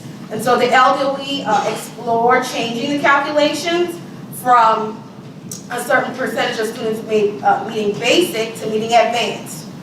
But when we did that, and upon review of that data for students specifically with characteristics of dyslexia, it was very clearly apparent that very few students with dyslexia actually earned that mastery level on state assessments for ELA and math, and both at Louisiana Key and Max, as well as statewide. So that took us back to do some additional thoughts and revisions, and as a result, we proposed using an assessment index. And by using an assessment index, students would be able to gather points based on where they fell in that proficiency band. So if you were at a level of advanced, you would score 150 points. If you were at mastery, 100 points. If you were at basic, you would score 80 points. And if you were at either unsatisfactory or approaching basic, a school would earn 0 points. So using this process, it will be consistent with the state's existing policy for all schools around student achievement in terms of school performance. And so taking all of those points from Max and Key, we adjusted the ranges that were in place for the full credit versus partial credit. As we saw earlier, there were some discrepancies. We adjusted those ranges and made those ranges consistent and making sure that we brought them in alignment with the state averages that we brought forth for statewide as well as the impact for Key and Max. The next phase is really about going back, looking at our work, being reflective, making some additional revisions, and then having that critically reviewed as well. And so the development of the framework has been a continuous and ongoing process since March. And we have been intentional around our conversations with school leadership teams throughout this process. And as stated previously, the framework is divided into 2 main components. The department selected indicators as well as the indicators that the schools would select. And so we took the approach that the department selected indicators not only means the charter office, but the agency as a whole, and as a result involve many other teams to develop what that looks like. And so as the authorizer, we really recognize that it's our role to think about our portfolio as a whole, and thus ensuring consistency in how our decisions are made, how we develop frameworks, and also our practices. And as a result, we developed the guide rails for the school selected indicators, but engage with both schools to develop the list of assessments that would feed into those progress monitoring tools used for ELA literacy and math. And so from there, we get to phase 5, which was the final draft of the framework. And so looking at all of the previous 4 phases of the work that we developed, we now have a final draft that includes the following. It includes department selected indicators of student progress for both ELA and math. It also includes an assessment index, which will be used for ELA and math to assess student achievement. When you think about the department selected indicators, and then when you think about the school selected indicators, we have a draft of a list. It's not a full or complete list yet. We're still doing some additional research and due diligence. We're also having some conversations with the schools around, is this a comprehensive list that we feel really demonstrates student growth, particularly in those early literacy skills. And so therefore, schools will use this framework and will choose an ELA literacy and a math numeracy assessment. And there you see, this is the list, the draft list of the final assessments that schools will be able to select from.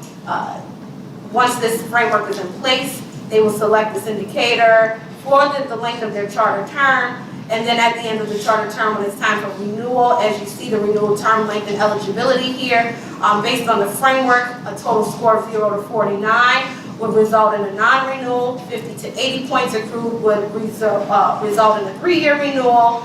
And if a school was to score a total of 81 to 100 points, it will result in a 3-year renewal with the option of up to 2 additional years based on the charter school's performance and financial and organizational performance.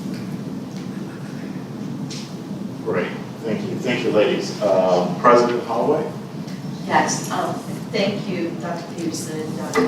Wright. Amazing work that these ladies have done, lots of research, and I truly appreciate that. Knowing the urgency and the concerns that I previously had about frameworks of the past, and just to take note for you on page 76 and 79, if you had noticed that these 2 frameworks were not consistent. They were scored differently for servicing that unique population. And so therefore, since we approved it 4 or 5 years ago, there was always like, what happened here? Why aren't they the same? And so they've done a lot of work to get this framework to where it is consistent. And I'm hoping that every board member understands this, that it needs to be consistent, uniquely for these 2 charters and whomever comes forward in the future.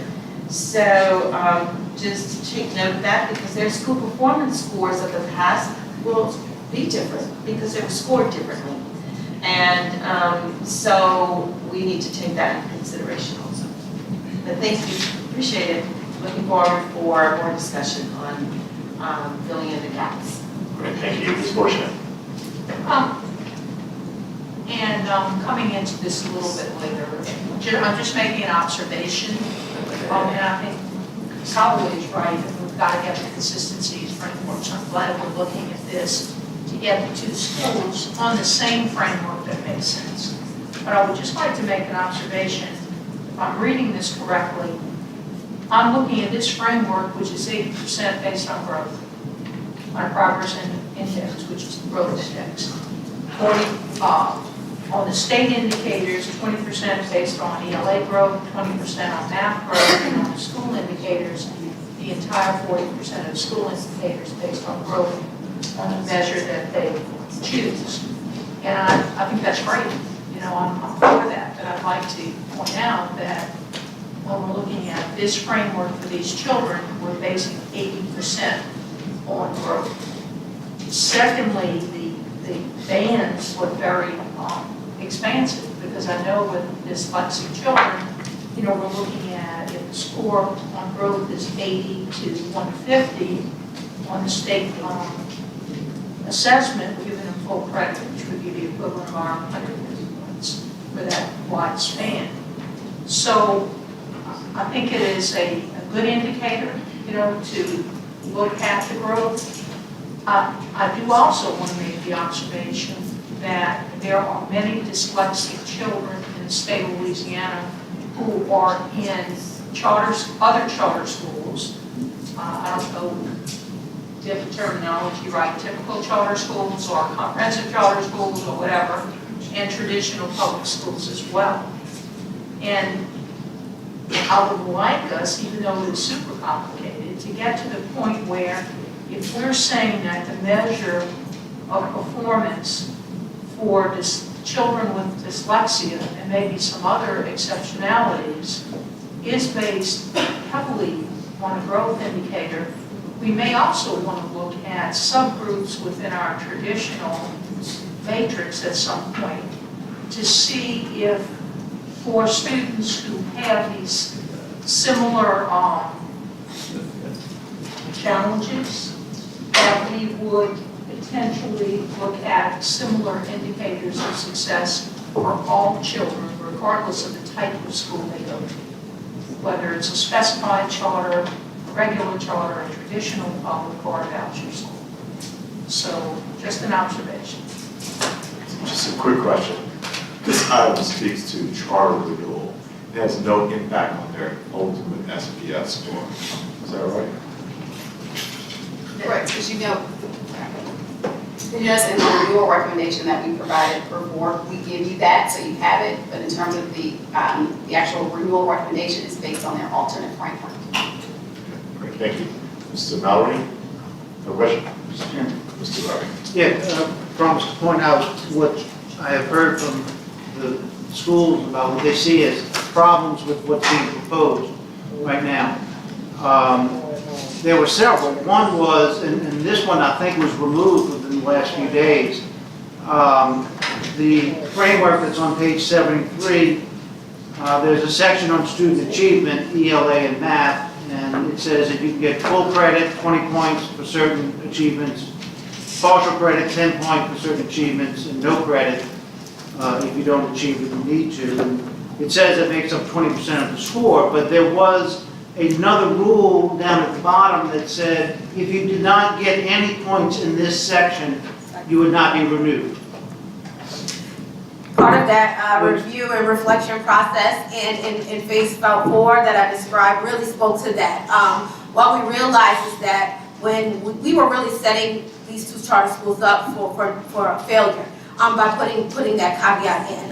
Initially, that caveat was there to make sure that we had enough points built into the renewal recommendations that schools couldn't max out all of their school selected indicators and not have to demonstrate significant mastery in the department selected indicators. So that's when the caveat was put there.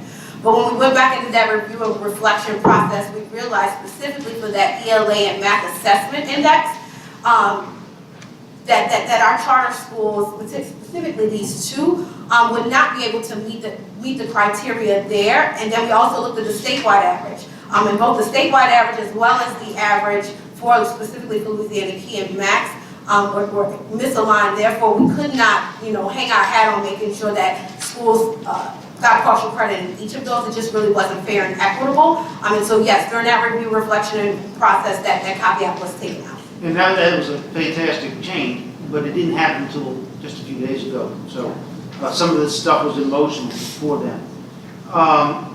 Another problem, and I'm hoping to be corrected if I'm wrong, because I was hoping to have this discussion with department staff and the superintendent outside of a public meeting, but it worked out this way better, I guess.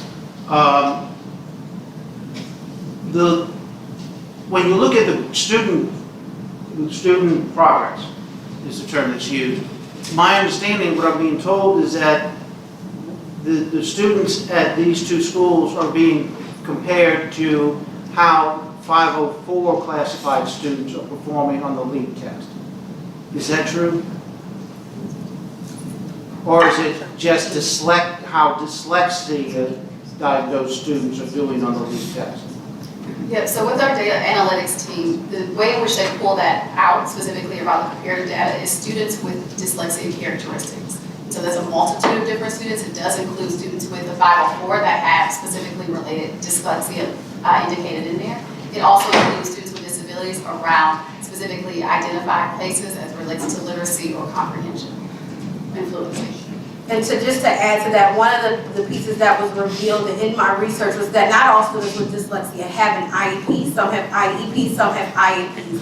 And so taking that note into account, and understanding that both schools, some have IAPs, some have IEPs, working with the data analytics team, we made sure that when we're doing that comparison, we're not picking one versus the other, that the data that we use identifies students with dyslexia or characteristics of dyslexia that may have IAPs and or IEPs.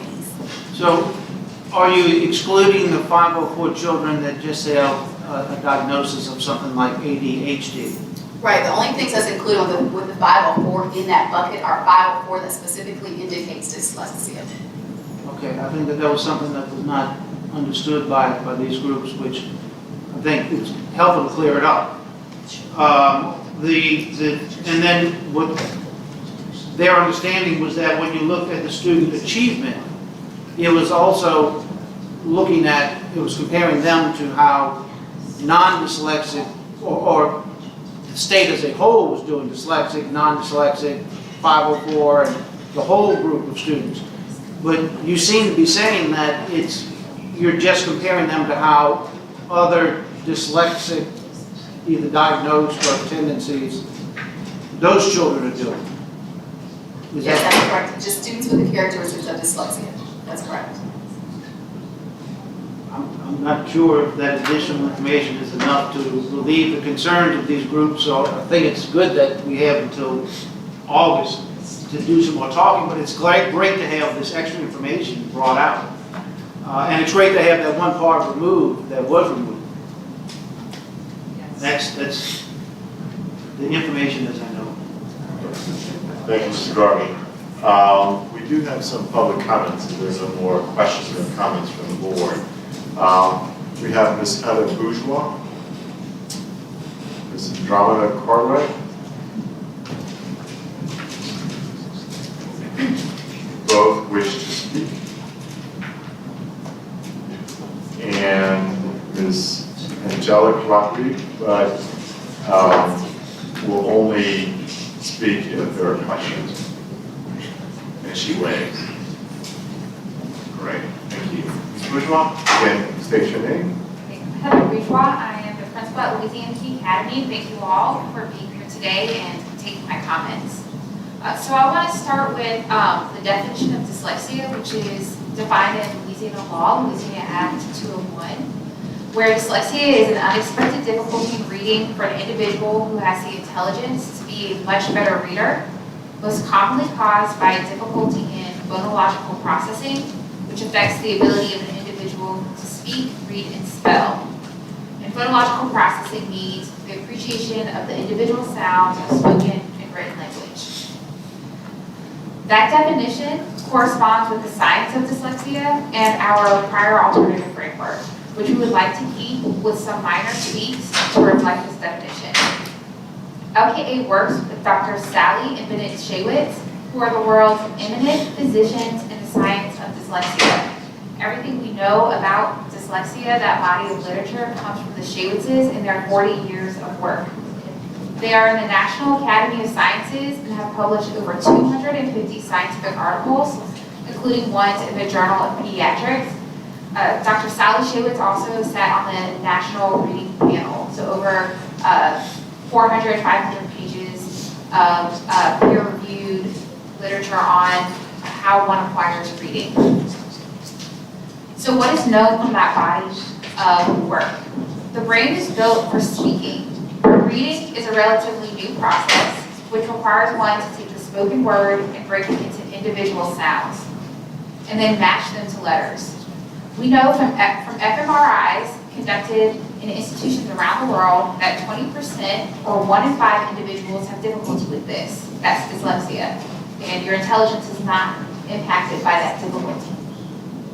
So we can see that the non-impaired reader reads using the left back region of the brain, so this is quick and automatic system for reading, and a dyslexic individual uses a different part of the brain, an inefficient system. We know that individuals are most likely born with dyslexia, that it's persistent and lasts for life, so that workman's reading exists. There's that discrepancy between what it takes to read and your intelligence. Phonemic awareness, or that ability to manipulate sounds within words, is very difficult. And fluency, compared to a non-impaired person, is not possible.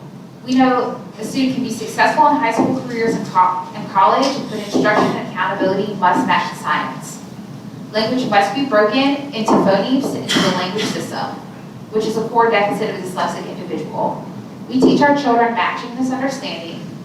Our students enter LKA having most often failed a grade level or core subjects. LKA teaches kids to read as fluently as possible and as close to grade level as possible while ensuring students learn grade level material. The LEAP assessment is a test of comprehension which assumes reading fluency. So regardless of how words per minute, the work of reading remains. And so it's just testing the dyslexic child's disability. And I know I'm out of time, so I'll just say that we are very much willing to work together. Dr. Maxby, our board chair, planned to be here and was told that this was removed from the agenda. So we are asking, again, that this is postponed until August so that we can have collaborative discussions to come to a model framework that truly matches the science of dyslexia. Great, thank you, Mrs. Cartwright. Hello, my name is Andromeda Cartwright, and I'm the Special Education Coordinator at Louisiana Key. And I just wanted to talk a little bit about what that experience means as far as the students that we receive. So in that role, I work a lot with our admissions process, and I have the privilege of speaking to parents throughout their journey at our school. So I frequently hear stories of students who have been retained numerous times and that have failed core classes. So I see students through their testing that we do. I see students who have average or even above average intelligence, but a lot of times they don't have a grasp of even the beginning literacy skills.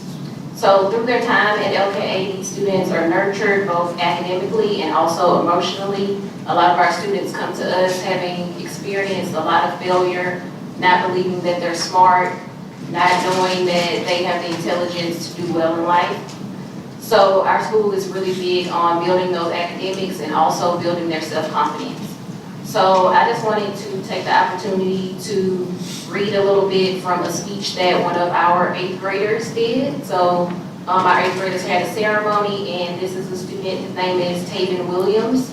He started at LKA in 3rd grade and is now moving to 9th grade. So he was able to get in front of his teachers and his classmates, and he talked about how he was blessed with the opportunity to be a speaker for our graduating class, 8th grade class. He came to Louisiana Key Academy in 2015 as a 3rd grade student, trying to conquer the struggle of keeping up with his classmates in reading and spelling while dealing with dyslexia. He continues to say, I was now in a new school, but I quickly met new friends and great new teachers. I was no longer embarrassed about my shortcomings in reading and writing. I learned that there were lots of other people with the same problem. Actually, every 1 in 5 people are dyslexic. Throughout my years here at LKA, I have matured in many ways. Simple things that once gave me anxiety and fear, like reading out loud and standing before audiences like you here tonight, are now easy. I have discovered a great personality that was hiding inside of me. There are teachers and classmates here who I will never forget. I will never forget my time here at Louisiana Key Academy. When I look out at you all, our 8th grade class, I see success in all of our future endeavors. I pray that one day dyslexia will be no excuse for anyone to fail or be embarrassed. We will make that happen. So, as Ms. Boudreaux was saying, I also just would like for you guys to defer this vote so that we have the opportunity to discuss this more with our parents and our students so that they can be here as key stakeholders in what this decision is so that they can make their voices heard as well. Great, thank you, Ms. Cartwright. Not seeing any additional questions or persons from the public to make public comments. Any objection to the motion to defer? Seeing none, the motion passes. Next item, please, state please. The next item is on page 5, item 2.5, consideration of an update report regarding the return of Type 5 charter schools to the East Baton Rouge Parish School System. The department recommendation is to approve the stipulations and conditions for the RSD transfer of the Type 5 charter schools redesigned Dalton, redesigned Glen Oaks Middle, redesigned Lanier, Democracy Prep Baton Rouge, and Kenilworth Science and Technology to the EBR parish school system contingent upon the stipulations and conditions outlined. Backup documentation is on page 87 of the SIP backup package. Great, thank you, ma'am. Is there a motion? To approve. Motion by President Holloway, seconded by Vice President Orange Jones. Dr. Peterson? Right back to you. As a follow-up, this from our previous meeting. No presentation. As a follow-up from our previous meeting, as we discussed, Bulletin 129, Section 505, and revised statute 1710.5, the Recovery School District shall create a report and provide a report to BESE that includes a minimum of each of the following elements. One being the status of the school transfer, as well as recommendations whether the school should be continue operating in RSD, close for any reasons, or change of operational status, as well as the return to the administration and management of the transferring system with proposed stipulations and conditions for return, which leads us here for today. And so as a result, we come forward today to provide the conditions and stipulations of the return, which are embedded in the operating agreement for consideration of the board. I would recommend the board consider this contract. I will update you on the conditions and stipulations that are outlined and embedded in the actual contract. One of which is the LEA status, and we had a lot of discussion and conversation about this in our previous meeting. As we know, these Type 5 charter schools, when transition to local authorization, become a Type 3B charter school. And so one of the things embedded in there is the LEA status. With a Type 3B charter school, a school has the opportunity to select whether or not they will continue to be an independent LEA or to operate under the EBR LEA. And so making sure that that is in there. And by January 1, EBR being able to provide them with any specific operational and financial implications of in the event that they do opt into the EBR LEA. Additionally is maintenance and repair standards for any buildings and facilities. Lease agreement, also an LEA agreement. So again, for those that opt into being an EBR LEA, clearly outline the roles and responsibilities of joining the EBR LEA and any costs associated with being in that LEA. There's also outlined information around funding and the flow of funds being an independent LEA and the difference of being in the EBR LEA. The Type 3B status shall be retained for the lifespan of the charter term, as well as this being an initial contract, therefore initial renewal standards being applied to that initial renewal. I do have the Executive Director of Democracy Prep Baton Rouge Charter School here to talk to the board. Michelle.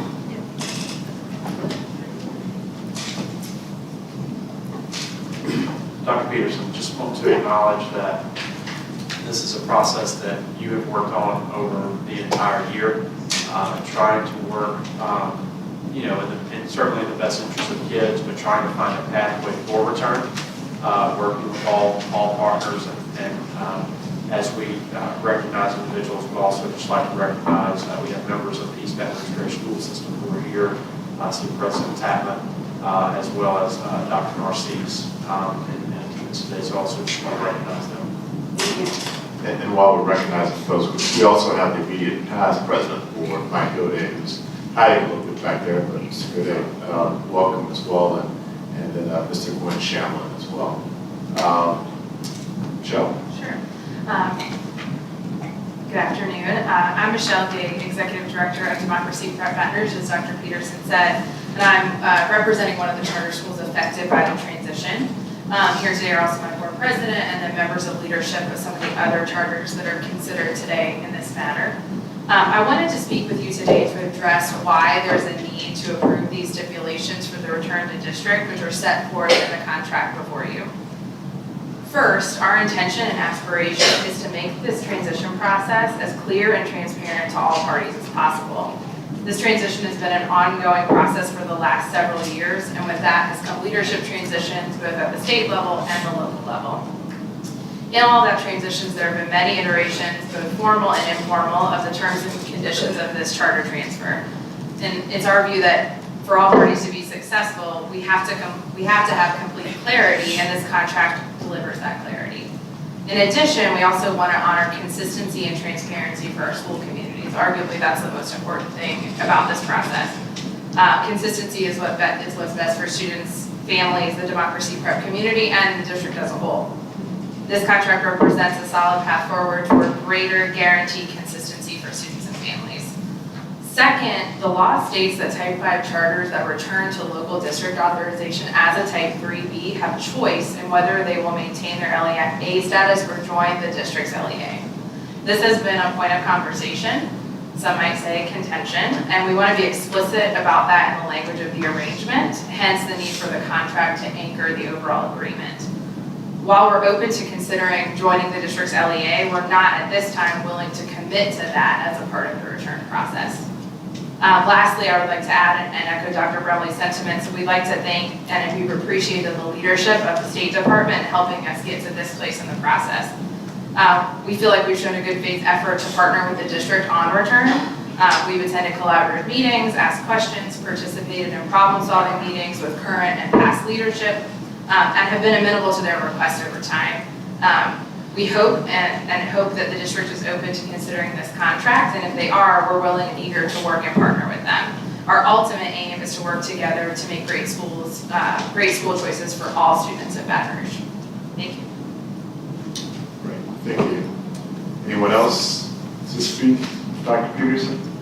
Other than I have comment cards, but just making sure you yield the floor. Yeah, just two other points. Lastly, the department has allocated incentive funding to be distributed between both EBR and the returning Type 5 schools to assist in a successful transition to local authorization. The funding is contingent upon the full execution of the contract, as well as we are working based off the request of EBR in reviewing the district performance score delineation between EBR and those Type 5 charters to find a solution there. So just want to state those two pieces.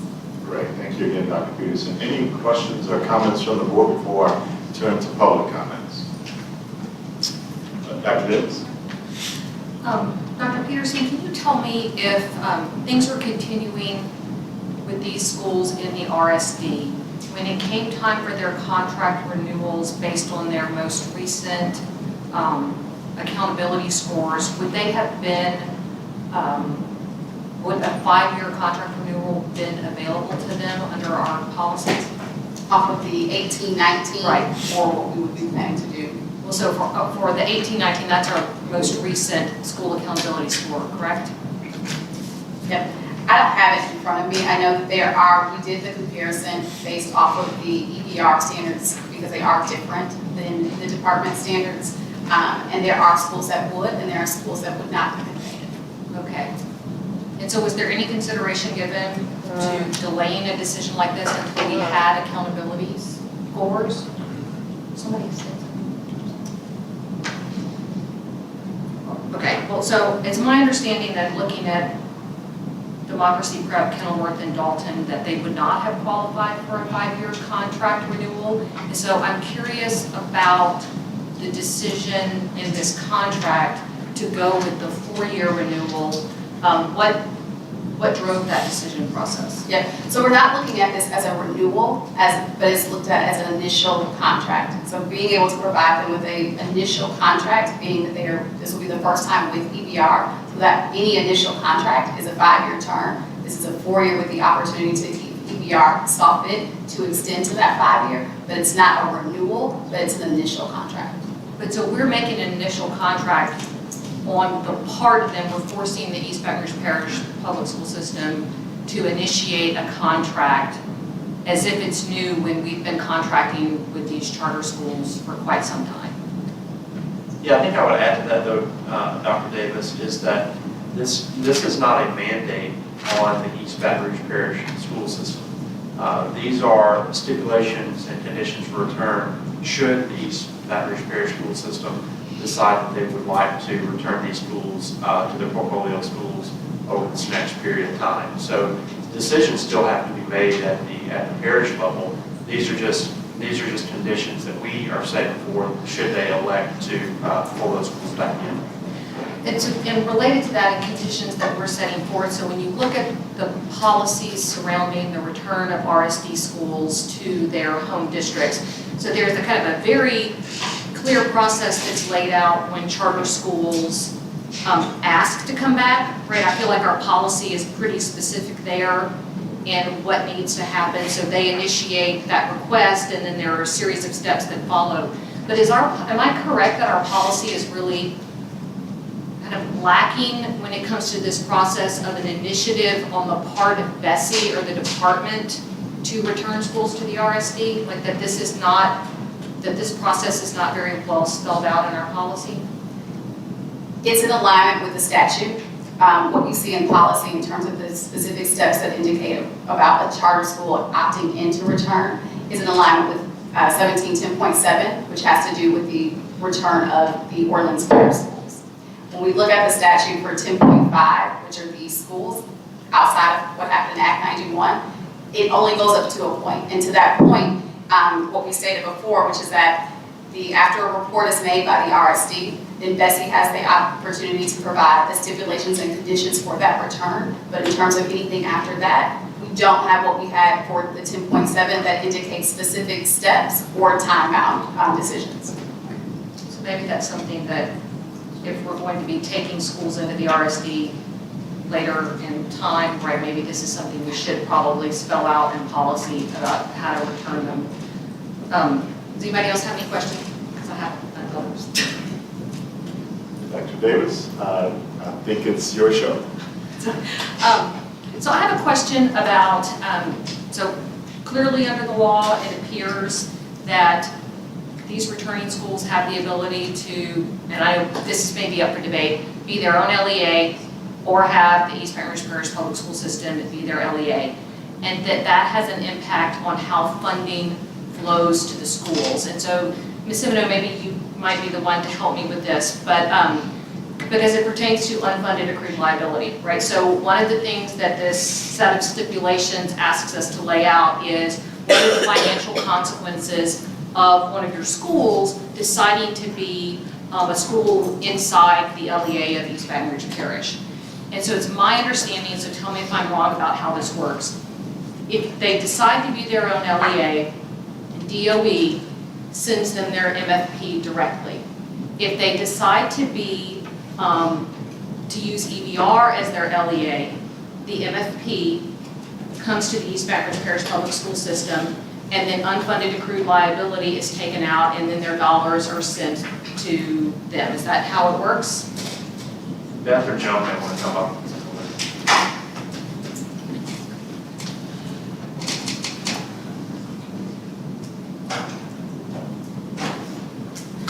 Obviously, Joe Grant is legal counsel for the department. That's the Deputy Superintendent for Finance. So Beth, there is no requirement that EBR actually pulls that UAL out. It's not currently any agreement that they would have with EBR as stipulated in the documents presented today, because there's no requirement that they do that. The charter school law does not require that any charter school provide that payment. All right, so do Type 1 charters inside of districts, is their share of the MFP affected by unfunded accrued liability? Not as far as what we send to the school district, that is their authorizer, no.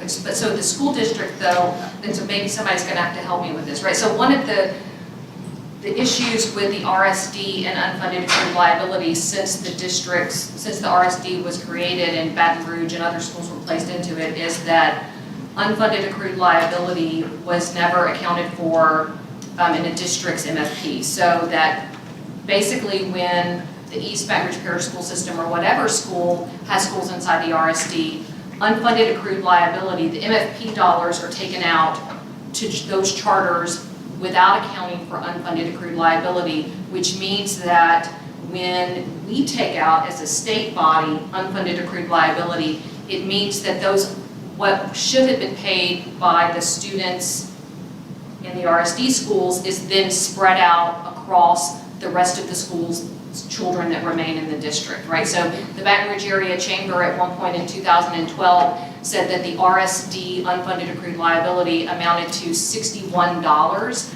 per child that remained in the East Baton Rouge Parish Public School System. And so my question is there anything that when we return these schools to the from the RSD to the East Baton Rouge Parish Public School System, either as their own LEA or as an LEA or as a school inside the LEA of East Baton Rouge Parish that basically takes care of this drain of unfunded accrued liability for the kids that have remained in the East Baton Rouge Parish Public School System? There is a part of the contract that contemplates that the EBR and the charter school will discuss and decide if the charter school opts to be an LEA, to have EBR service their LEA, that the two of them will work out that financial arrangement as to how they will handle that. But I just feel like that creates a real disincentive for them to never return to the East Baton Rouge Parish Public School System because it's going to cost them dollars in their MFP, right? Well, perhaps, but they can also choose to be their own LEA. They don't have to choose to have EBR. That's right, so that would then continue the drain of dollars away from the children that remain either as Type 1 charters in the East Baton Rouge Parish Public School System or traditional public school students. So there's no remedy for that inside this contract. It is not addressed in this contract, that's correct. Okay. And we're still not, we have no agreement as of yet on the SPSS scores, or we are planning to allow them to do two separate. Yeah, so we've been in conversation. We've been talking with our data team about what that looks like. We will have a solve on that. It's just a matter of what that looks like as it relates to how we are able to report that out. But it will be separated between the EPR and the Type 5. It's just in terms of how they will do that into the calculation. That's it for now. I may have more questions after comments. Thank you. We have public comments. We have public comments. If there are no others from the department, Ms. Caroline Romer wishes to speak. She supports the recommendation. I have a card from Ms. Jada Lewis, a former BESE member, the Honorable Jada Lewis. She wishes to speak. And Dr. Cito Narcisse, who is here, does not indicate whether he wishes to speak or not. You wish to speak, sir? To the Honorable Jada Lewis, you may go first.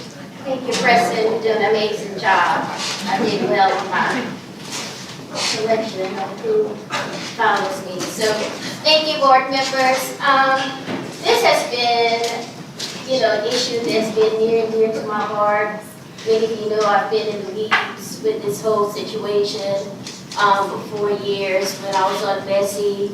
Also really working with board member Castile and board member Barr, so I'm really giving them the historical context. Like Michelle said, we've had several leadership transitions, not just at a state level, but, working through 3 superintendents, with EBR, and, it's just refreshing to see that we're making some kind of movement, because for 4 years, I just feel like we've been kind of like, as a stalemate. And board members, you may remember when we were on BESE, there was this consensus that the recovery school district was not meant to be a permanent school district, right?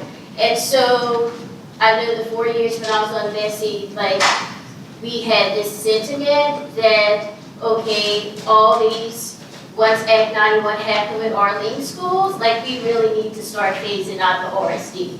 And so that left, the 6 schools at that time, if you include Capital, and then of course the school in Caddo that we had the MOU.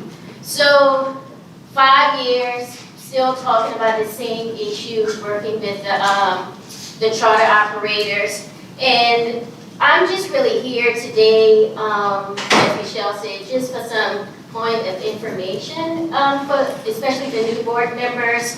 as I've been engaged in some of these discussions. And as I looked at the documentation and the board backup on the charter contract renewal, I just wanted to share with you some of my concerns, and then just kind of make a recommendation that I do agree with what Dr. Davis said. I do think we need to codify what the return and the stipulations for these type 3Bs need to be kind of like a semblance of Act 91, but I don't think we really need to formalize that through legislation, because I do think it would alleviate some of the, I guess, conflict and resolution, between the school district and also the charter operators as well. And so some of my concerns really revolve around first of all, the timeline of the approval in this contract with BESE. I think it was a 45-day stipulation. I just think that's really an aggressive and unrealistic time frame for something, I don't want to say contentious, but something that needs a little bit more work and massaging, especially around those 3 critical areas that I know EBR has consistently talked about: the LEA status, the renewal terms, and also the accountability score during those transition years. And then second of all, my concern also is around the stipulations. I still think they're really unclear, and I do think we need some more specificity around exactly what that is. And then finally, as I mentioned, I do think we really need to really kind of codify what those stipulations are in the BESE bulletin, and decide, as a BESE, really decide, like, what is your stance now? Like, what is your timeline for the recovery school district? What is going to be the plan B if EBR does not agree to this contract? And so those are really some of my concerns in historical context. Thank you. Thank you. Ms. Romer, you're up next. Caroline Romer, Louisiana Association of Public Charter Schools, LAPCS supports what has been placed in front of the BESE board related to the Type 5's return. I very respectfully disagree with Ms. Lewis in her comments that these stipulations are less than clear. I think it's just the opposite.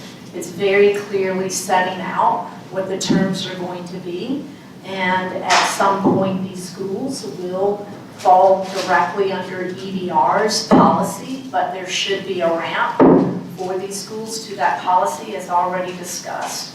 EBR's policy for renewal and their framework is very different than BESE's, including, it does not include any growth measure. And when they're looking at a charter for its renewal, they do not consider growth as part of something they will reflect on and roll into the accountability, unlike what we have here at BESE. So again, to give them the opportunity to build up to a policy that may not ever change, that may be what it sits as forever. So to give them that ramp of 4 years to get ready for that type of accountability, we think is fair. I have not been in all of the meetings, but I have had the opportunity as a representative of LAPCS to participate in some of the meetings between EBR, the Type 5s, and LDOE.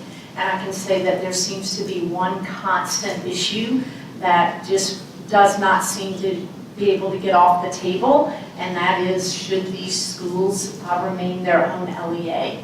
Law clearly gives them, the charters, the Type 5 charters, the ability to make that decision. I will say that I've seen them come in the room and try to really work with EBR on what it might look like if they were not to be their own LEAs, including asking for budget information so that they can see what the budget differences would be for them. For those of you new to the board, when you're your own LEA, as been discussed, the MFP dollars flow directly to you as a charter, with your authorizer being able to withhold for certain things, 2% admin fee, bond debt on your facility, but also the district becomes responsible for all your federal grants and title monies, and those are lots of dollars, with the district having full discretion over how those dollars are allocated. So it is a big deal, especially when these charters for many years have acted as their own LEA, not to mention all the other things that come with that LEA status.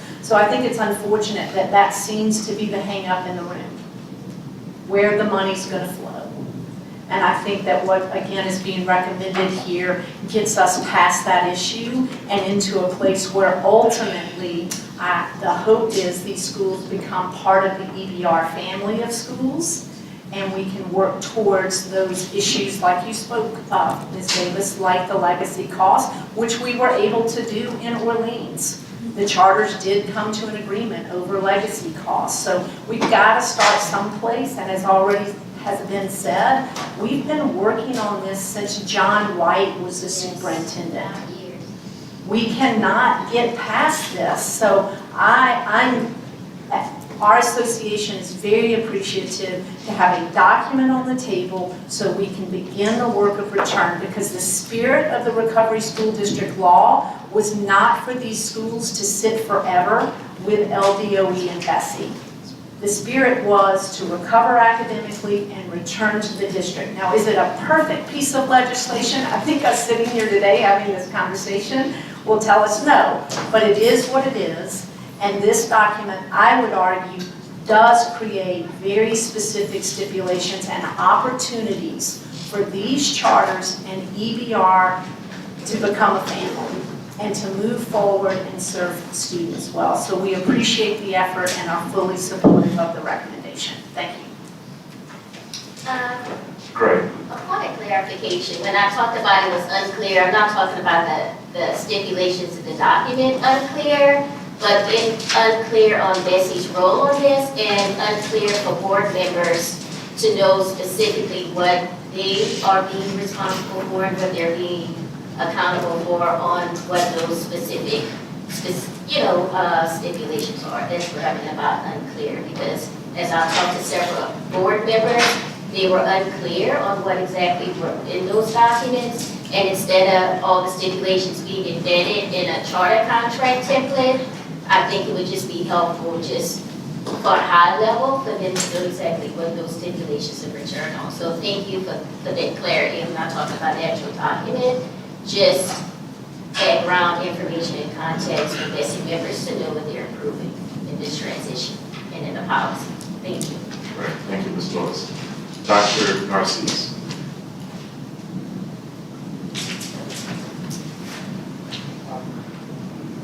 Good afternoon, Chairman Castile, Superintendent Brumley, President Holloway, Vice President Schneider, Jones, and rest of the BESE board members.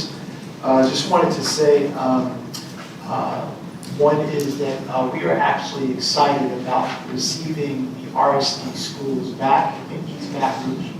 We actually want them back, but there are some sticking points that we'd like to make sure we can get some clarity through as we've been working. Appreciate the state superintendent and his team, Dr. Peterson. We've been trying to work through those issues, which we are hopeful that we can be able to do that. I think it is important, as you heard already from other comments, that we get the schools back. I'm hopeful that I will not be another superintendent that goes by that the schools don't come back. I plan to make sure they do come back to us, but I do think the conversation is that we want to receive them in the right way as we would any other school coming back. So the question that we want to make sure there's clarity around that, because the question that we have to all solve is not about just how the money flows, but it's about the students and the families and the children that attend these schools to make sure that they are successful. And I think that I hope is the most important thing in all these conversations. We do have some spaces that we need to work through, as I've been as we've been trying to work through with the DOE as a part of this space, but I do think that we'll be able to work through and get through those things. I'm going to be, myself and the general counsel, We'll work with the board carefully to consider the stipulations and conditions of what is best for the children of our district. And we're really hopeful that we can get to a finish line, that we're actually having a conversation about transitioning the children back. But it would be, it's important for our due diligence that we do this in a way that is beneficial to the children and families of East Baton Rouge Parish School District, and that we're able to work through some of these major points so we can help support these schools to move forward. I also just wanted to share that I truly appreciate the charter schools that have come by and met with us to talk through. I think I've met with every single one of them with our team to show them what the options were, to kind of get us through some of the humps that they had, and so we can take out the historical challenges and see if we can move forward as a school district to benefit all the kids in the system. So I just wanted to share that point because I do think it's important that we can kind of move forward from this issue. So that's all I have to say. Mr. Superintendent, thank you for your comments. Thank you for your service again. Say welcome to Baton Rouge, but I think this feels like home now. It is. It's home. It's home. Thank you. Great. Thank you. And we have two more comment cards. Mr. Gwen Shamlin with the East Baton Rouge Parish School System. And then following Mr. Shamlin, we'll have Dr. Angela back with redesign. Good evening, Dr. Brumley, members of BESE. I was not intending to address the body or litigate this matter in this forum.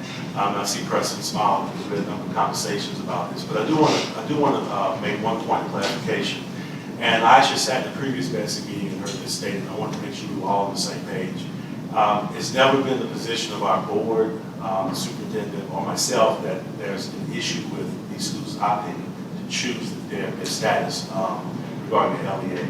The issue has been as to the term of with the 3B status, how long it should last. And I've asked for a foundational support, statutory support about how long that should be. It's my board's position, and I've met with my members individually and discussed this. The majority of my board feels that at some point, as representatives of the constituents, they should have the right to choose at some point to offer students a Type 1 status.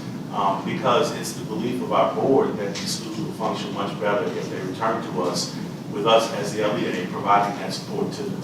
And so I wanted to make sure that that was kind of understood, that the issue is not about whether the schools can choose an LEA status. We know that that's in the law. It's about the term of that status. So I welcome further conversations around that. I will work with the superintendent and the board president to make sure our board members understand what's being offered today, to make a fair assessment of that, and also to respond to this body what our response would be. Additionally, as a courtesy, I would just ask that since this is, has the potential for having a major impact on our district board, that any further communication regarding this, if you guys can send me a courtesy response, just official response to my office, so I can make sure we have the official offering of the board. We can take it to our board and make sure our communication is clear. That would be appreciated. But thank you for your time. I look forward to continue to work with you. Great. And thank you, Mr. Shamlin. We've had some great discussions, and I appreciate all of the conversations. Dr. Beck. Good afternoon, Dr. Angela Beck, Superintendent Redesign Schools. I'll keep it brief. This transition has been ongoing, as you all know, and we definitely appreciate the State Department, Dr. Peterson and her legal team, and everyone involved. They've been great. I am in support of being very transparent about the transfer over. I think when things are not stated or upfront or in writing, that sometimes it leaves open for changes to happen. And when I say change, I never come forward about me or the organization. I think about my students first and my employees. And with that comes concerns. If we were to switch over to a Type 1, there are things that we are no longer directly receiving funds, as you said, and then employment too with our SPED department and things like that. There would be significant changes in our organization that would need to occur because of a type switch, which would affect students and our employees and our community as a whole. And so I just want to be very transparent with the board about my concerns in that way.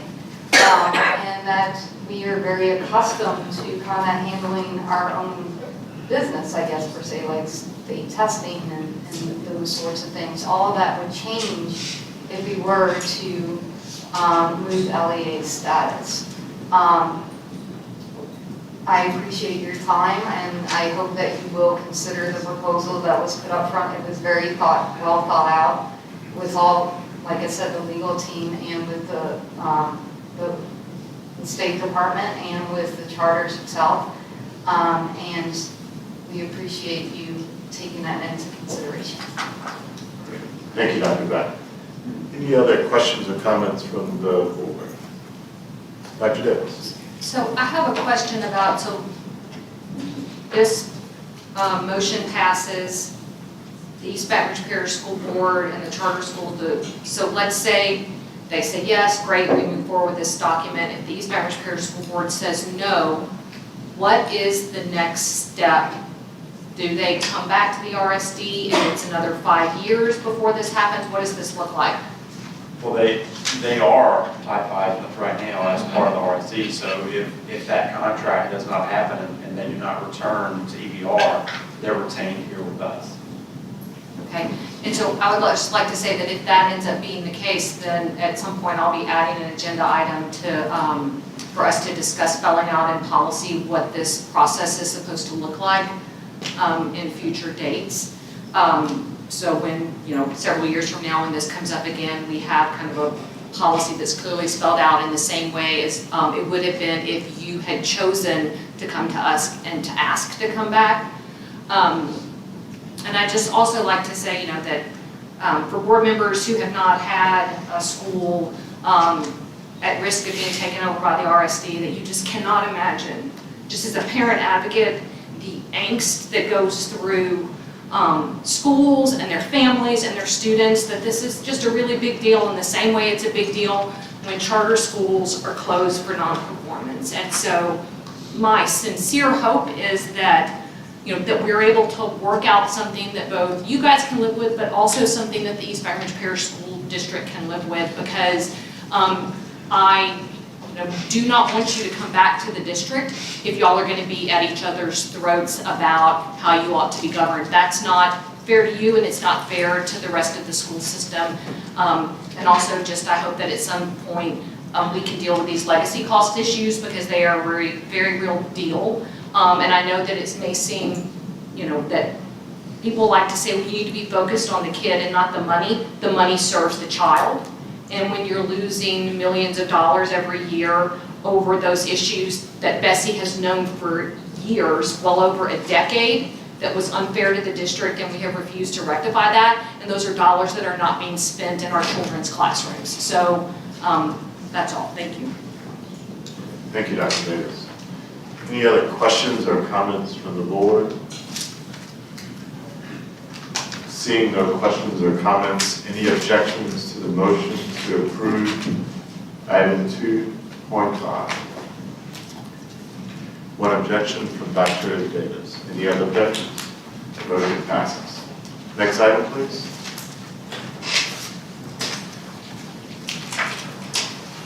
The next item is on page 6, item 2.6, consideration of an update report regarding annual BESE authorized charter school oversight activities.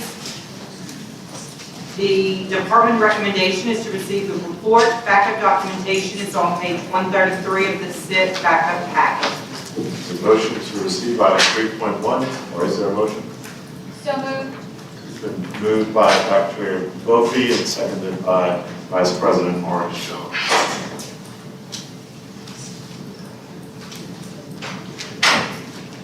Is there any report or discussion from the department? Yeah, there's another presentation. All right, I will try to make it quick. You're our favorite person today. I'm feeling like it. We want to be able to bring forth to you all just some updates around charter authorization and accountability. So I will try to go quickly.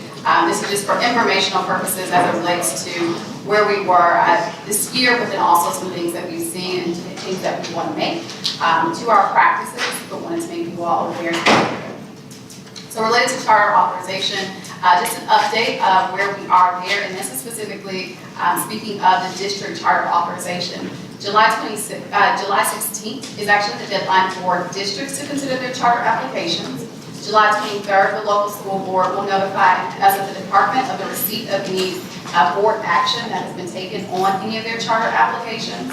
And July 23rd, the local authorizer will also notify each of their state senators and representatives as it relates to any approved charter application for operation. In terms of the state authorization process, we have been holding monthly information sessions since February. We'll go all the way through August for any applicant or interested person that wants to start a charter school. And we've been holding those information sessions monthly to provide information on that process, the application process, and just overall accountability as well. The State Department, our authorization process begins July 30th. It starts with our due dates for letters of intent. Our pre-opening update, just an update here, both of our schools have been following along with the pre-opening process and have applied for the charter school startup loan as well. June 2nd, we started a new charter day, and this is a chance for us to bring in the newly authorized, BESE authorized schools, as well as any charter school that has selected to be an independent LEA, to provide specific orientation and conversation with several of our departments here at the state. So operations, finance, and government, academics, but really being able to have some conversations to make sure that they're starting off on a good foot. Switching into charter school accountability. Here's just overarching our authorizing responsibilities. BESE is an authorizer. The oversight, monitoring compliance, measuring progress, and implementing interventions. We talk about our type 2, 4, and 5 charter schools. The current BESE authorized charter school portfolio have a total of 47 schools, 39 type 2, 1 type 4. We have our type 5s, our charter 5 charters, and 2 direct runs. The Charter School Performance Compact is what outlines specifically the activities of annual oversight. It includes the annual school visits, review of different compliance documents and data, as well as coordinated monitoring of our federal programs, as well as financial performance.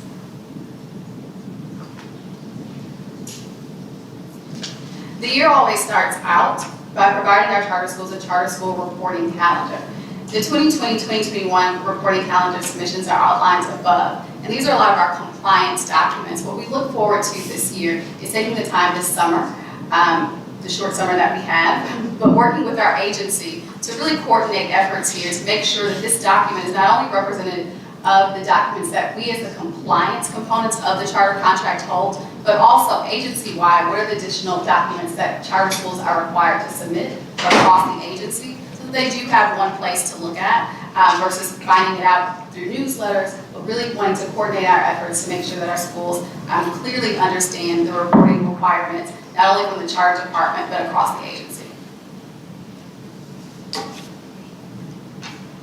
One of the other components of oversight that happens on an annual basis is website compliance. The website compliance checklist has a multitude of components on there. This year, really would say that we've done this as provides us a baseline. This is the data from the initial website compliance data that was done around October and November, which is October through December. And so there's a multitude of areas for our schools to improve on. What we look forward to doing, and the reason that we collect this data and will continuously update you all on this, is it helps us to, one, improve our practices, but also the way in which we support our schools in a proactive approach. And so when we see areas that our schools are not indicating or not compliant on, not only do we make sure that we have those conversations, follow up and support, but also making sure that we provide them the support of how they meet compliance to make sure that we also provide samples. So we look forward to also updating our website to provide those exemplar components that are indicated here. Another component of charter school oversight are our annual site visits. So as you saw, we have 47 schools within the portfolio. And so our annual site visits include a multitude of components: classroom observations, staff conversations, it could be audit of student files and records, specifically around special education file polls, review of policies and procedures, health and safety reviews, facility reviews, and discussions with the school and board leadership. For the 2020-2021 annual site visit process, we've conducted our annual site visits to our schools, to all of our portfolio schools. The process included an orientation call with the school leadership so they knew ahead of time what we were going to be doing, what they needed to prepare, and what to expect. On-site leadership conversations. There's a general compliance review check, as well as a facilities compliance review and special education compliance review. And the special education compliance review is not a look at all files specifically, because that is up to our state monitoring team. However, when we are on site for the annual site visit, we are doing a sampling of files to ensure compliance. And then compliance summary debrief to walk them through the findings of their annual site visit, and any place they receive that they are not compliant in or we need some extra support, we then conduct follow-up visits.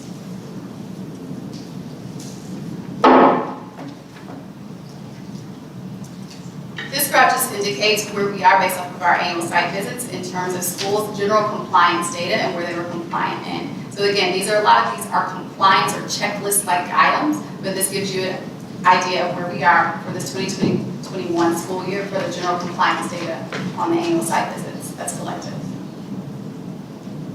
As it relates to the special education compliance data, based on the sample file pools, this indicates where we are for compliance and non-compliance. Again, where we see non-compliance within special education, there are a couple of things that happen, one of which is making sure that we clearly indicate during those debriefs the areas of non-compliance, as well as ensuring then that we conduct follow-up visits to make sure that they remedy those. In the event that schools don't remedy those or we continue to see issues, that's when we begin to have another conversation, which is understanding whether that is an individual or situational or if it's a systemic issue. And so we did deep dive there and work with our diverse learner team as well as the state monitoring team to figure out those components. There's also the monitoring of financial compliance, which is done with our finance team. Our finance team conducts reviews of the financial compliance both annually and quarterly to ensure the fiscal risk assessment and also to ensure that financial data is accurate. Most recently, we worked alongside our finance team with our charter team and held fiscal health meetings for any of our charter schools that did not meet or received a does not meet on their financial compliance rating on the annual review. That meeting was with the charter board chair and their school leader, CEO and CFO, to have a more in-depth conversation about their fiscal health and running some other best practice metrics to better understand their financial position and plan for improving that.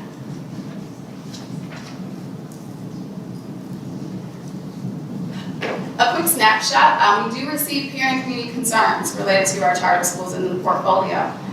We have received between March 19th and June 3rd, just 26 parent and community concern calls specifically for BESE authorized charter schools. And they fall into a multitude of categories. And you see here where they fall. And this again helps us to determine conversations, follow-ups, areas of non-compliance to determine if it's situational or systemic, as well as where our schools need more support. And go back to that one. And so what that really helps us to do, all of that information really helps us to have a larger conversation at the agency around our coordinated approach. And we're really excited about starting this and having conversations with other teams about how we can support our charter schools and how we do that through our communication methods, but also us being able to provide the data now that we've had a full year to really understand the better place where our schools are, both not only academically, but around special education and their finances, to really be able to really push in intentionally to be able to shift our schools to making sure that they're providing quality education, but also quality operational and financial effectiveness. When our schools do not meet some of the requirements related to contractual or when we find systemic issues, we do have an accountability intervention letter, and that goes into the notice of concern or notices of breach that we create to provide to them that have time-bound remedies that are included in there, and we keep track of that to ensure that they are meeting those expectations that's laid out in those notices. includes that report. Great, thank you. Any questions for Dr. Peterson? Just one, so first to just the charter schools in general, congratulations on your general compliance for annual site visits, like those are really high numbers. They're not quite as high for special education, and so my question would be, do we know, because I know that is a very tricky area and it is difficult for traditional schools as well as charter schools alike. Are those numbers comparable to what we see in traditional public schools, and are there lessons that we could learn from what we do in the charter school environment to help increase those numbers when we see that schools are non-compliant? Are there practices that you think could be put in place in traditional public schools that would help them do better as well? Yeah, I think one piece is that we don't want to take away from the state monitoring team in terms of the deep dive that they do. And so what we're looking at specifically when we go out is specifically a folder review in terms of compliance, IEP dates, evaluations, and making sure the components of the folders are there, and then being able to have follow-up conversations to see in the classroom observations the actual implementation. And so somewhat a little bit different than what we would see or collect from the state monitoring team in their desk audit. So it's a little bit separate and apart. I would say that this allows us the baseline information, though, to really be able to see what are our charter schools struggling with, to be able to provide targeted supports and work with the diverse learners team and our other agency coordinated efforts on how do we push in to make sure that they are compliant with the folder, but then also how do we make sure that those practices are actually being implemented. So I think that we still have some work to do to dive a little bit deeper to better understand not only just the compliance, but also the practices there. But I think we hope to be able to look at this data a little bit more over this time and think through then how do we make sure that we push in and have more intentional conversations with the school outside of just that general compliance. Thank you. Great, thank you.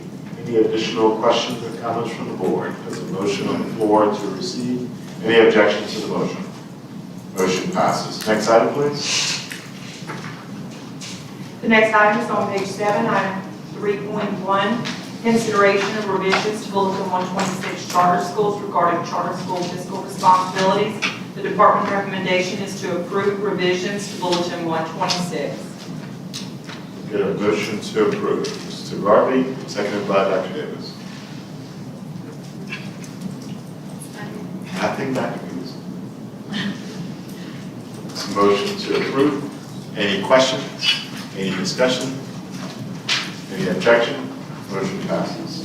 Next item. Yeah. The next item is on page 9, item 3.2, consideration of revisions to Bulletin 1566, pupil progression policies and procedures regarding pupil progression plan addendums. The department recommendation is to approve revisions to Bulletin 1566 to establish charter school autonomy for submission of a PPP separate from the LEA authorizer as notice of intent. So moved. Moved by Dr. Kofi, seconded by Mr. Garvey. Would you like to make a comment? Yeah, just one bit of commentary, Mr. Castillo, thank you. This is an item that was requested to be on the agenda several months back. As that worked its way through a process, we received some feedback that maybe some shifts needed to happen in that policy. And so ultimately, that item was deferred or deleted off the agenda. Mr. Morse, correct me if I'm wrong about any of this along the way. And then after that, after socializing some new language and working on that, we felt like that was in a good place, but ultimately it wasn't maybe the language that the board might have wanted to consider. And so then that was deferred off the agenda. And so now we are back at the original recommendation. What we would share from the department, however, is we have not, with this particular agenda item, taken it through a process again beyond that initial socialization of the language. But I think that there was a request for it to be considered, so we didn't want to stand in the way of that. Great. Mr. Morris? Thank you, Mr. Castillo, and Superintendent Brown, thank you for you and your team working through this on this. A couple comments. for the board. Bulletin 1566 calls for local school boards to annually submit a pupil progression plan to the department. The bulletin does not currently give any consideration for the autonomy provided to charter schools in exchange for performance-based accountability. There are cases where a charter school's PPP is integral to its operational model and therefore fundamental to the model's implementation and ultimately student outcomes. Case in point is the BESE Baton Rouge School.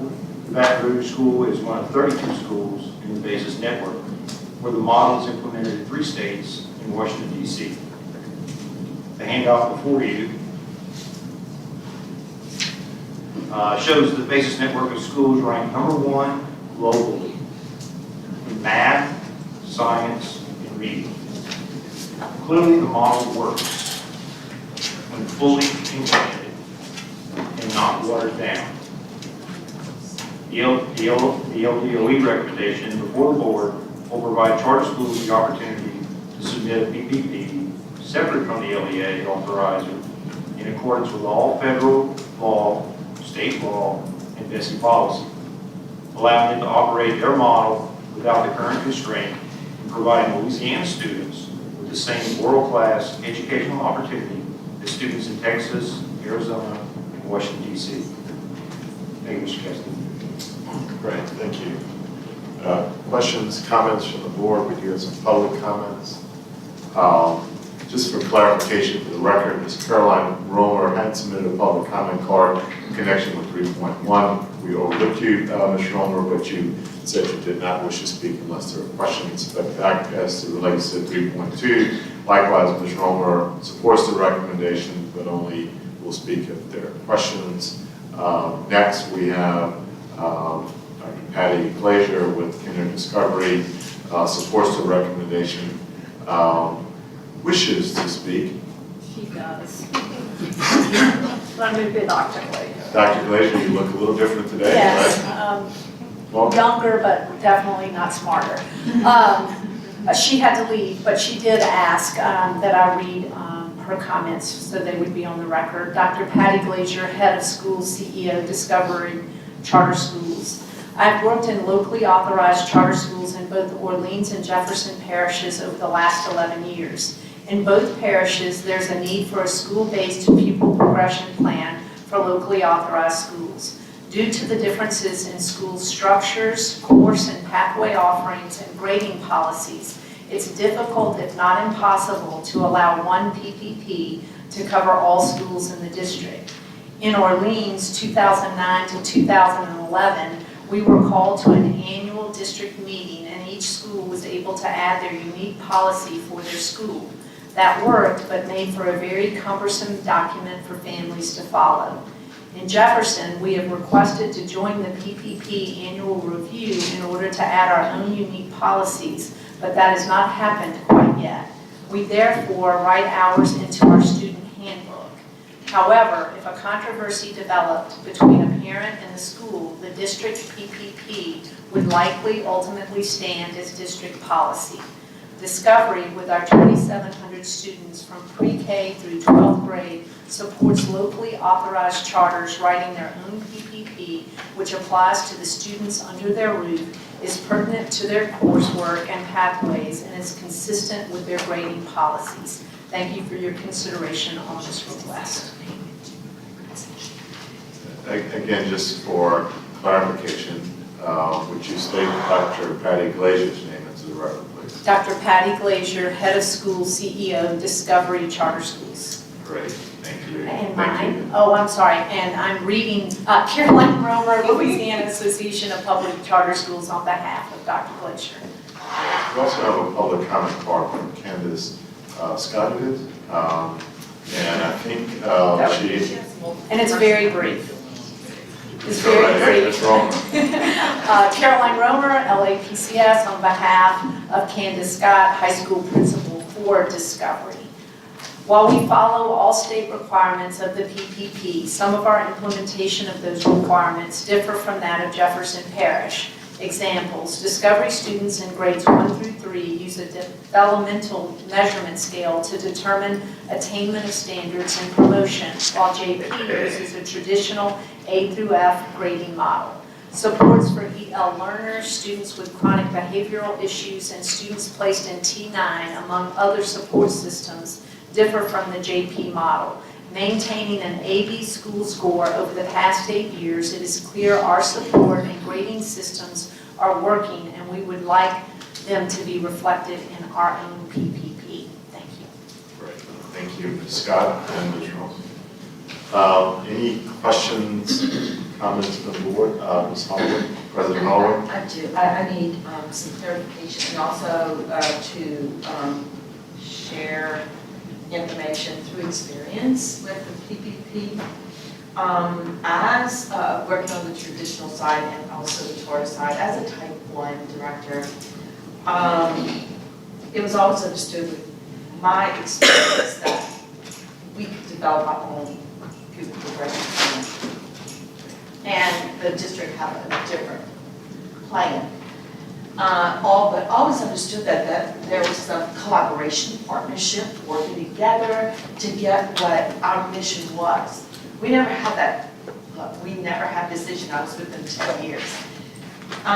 So when I'm reading this in regards to expression number 1, I have no problem for a type 1 to have a PPP. But when you're going to develop a pupil progression plan and you're going to bypass the LEA, who authorized you, I mean, look, we didn't want to be a type 1, we wanted to be a type 2. But there was such great partnership and collaboration that we stayed as a type 1. There was no reason for us to bypass that and go here to BESE. To bypass the LEA, I just feel like there's a lack of respect to the authorizer, that there couldn't be some type of partnering, like approval, or some type of, hey, here's our plan, here you go with it, whatever it may be. I don't know the situation of EBR and BESE, but to bring something to BESE, when there may be a situation, I have an issue with us approving something like this where it should be between the LEA and the type 1 charter. And I'll go a step further, that my LEA was responsible for my academic performance and my financial performance. And I answered to them. So they knew my pupil progression plan, they knew they knew everything, and there was always a conversation of where we were. LEAs are accountable for performance-based academics or whatever it may be, so you bypass LEAs.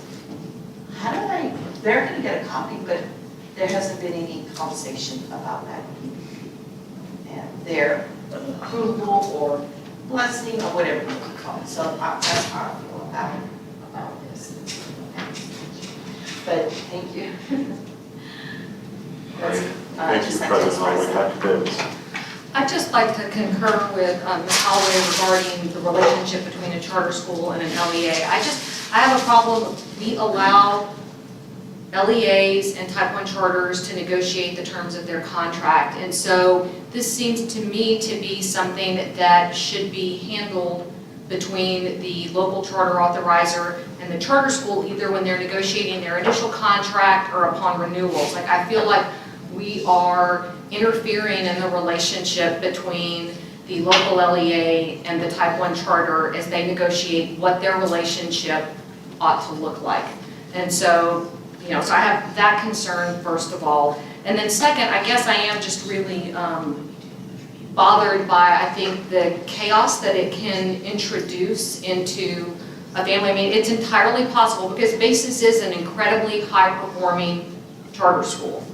But one of the ways they do that is by weeding out students with their, well, Ronnie, what's your attrition rate nationwide in your BESE schools? Before you make that statement, I would just ask that you support it with data as opposed to speculation. You specifically stated they weed out their students. If you want to make that public statement, I would kindly and respectfully ask you to to support it with data. It isn't true fact. Well, if you will go and read articles who have researched the school in the Washington Post, I mean, the numbers range anywhere from 30 to 50% that I have seen. I've also looked up the Arizona data and looked at it. Like, so the enrollments drop the year after that high stakes test is introduced. And so but my concern about it is this, like, if BASIS wants to do that, that's BASIS's business, right? My concern though is that you can have students that are passing the LEAP, that failed the BASIS test, and then have to repeat that grade even though they have met every standard that the state of Louisiana says they have to meet. I don't know what BASIS is going to do at the high school level inside East Baton Rouge Parish when they expand, but in Arizona and Texas, they require the passage of an AP test to graduate. So does that mean then that a student could meet all of the requirements to graduate that are proposed by the state of Louisiana, but fail to graduate because they have to pass an AP exam to graduate for BASIS? And so my concern is that is a decision that ought to be made between their local charter authorizer and the school. That is not, it is, in my opinion, not the purview of BESE to decide what that relationship ought to look like. It should be the local charter authorizer and that school. And that's just my personal opinion on it.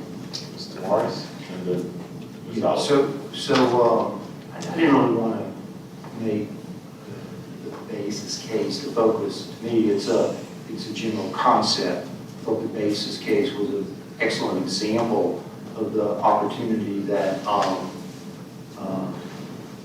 I would like to have for Louisiana students, and I think the members of the board would like to have for Louisiana students. But in general, the concept is that the PPP has to satisfy state, federal laws, and BESE policy. So we could sit here all day through hypothetical situations, why it may not work, why it wouldn't work, or whatever, but that's the value in providing autonomy. And the concept here, again, in general, is that the PPP should, again, satisfy state, federal law, and BESE policy. So again, I think it's more conceptual across all schools, and this one is just an example. So then my question goes to Superintendent Brumley. If a school has a pupil progression plan that says that they have to pass an additional high-stakes test in order to progress to the next grade, and they do not, and then they say, okay, we are leaving BESE, so let's say it happens in the 5th grade. If they leave BESE having failed, or they leave BASIS having failed the 5th grade according to BASIS, even though they scored a mastery on the LEAP, are they required to repeat the 5th grade in, say, in this case, it would be the East Baton Rouge Parish Public School System? That was a lengthy question. I'm trying to follow that. Right, so they take the LEAP and they have the grades and the LEAP score, except for they failed the BASIS progression test. Well, I think that's when they would come back and that local LEA, based on their pupil progression plan, would make a decision around placement. But I would not anticipate that, not to speak for East Baton, but I would not anticipate East Baton Rouge retaining that student if they had the grades and they had passed the associated LEAP exam. Because that's not the answer that I got. Like Preston and Mr. Castile and I have had this conversation before. And so to me, that's something that we really need to make sure is clear. So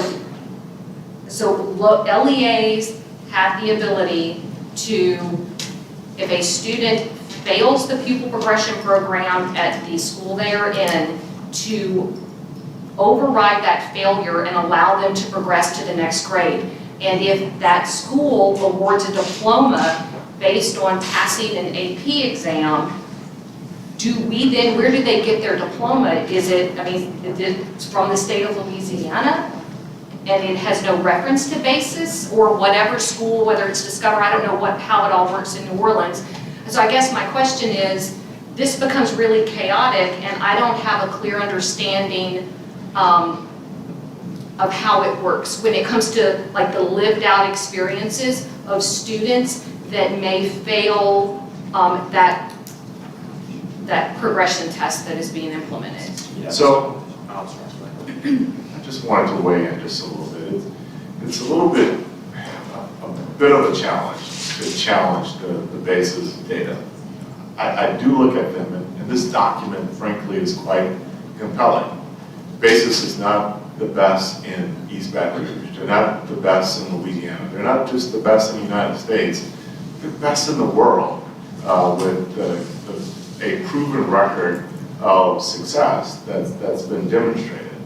As it relates to what BESE is, and I was not at the EBR meeting and engaged in the discussion, but we can talk about it frankly in the hypothetical context, but as it relates to what is actually happening at the BESE school, it is at least my understanding that we do not have this great level of attrition. Maybe the data suggests something different, but that is at least my understanding of the data.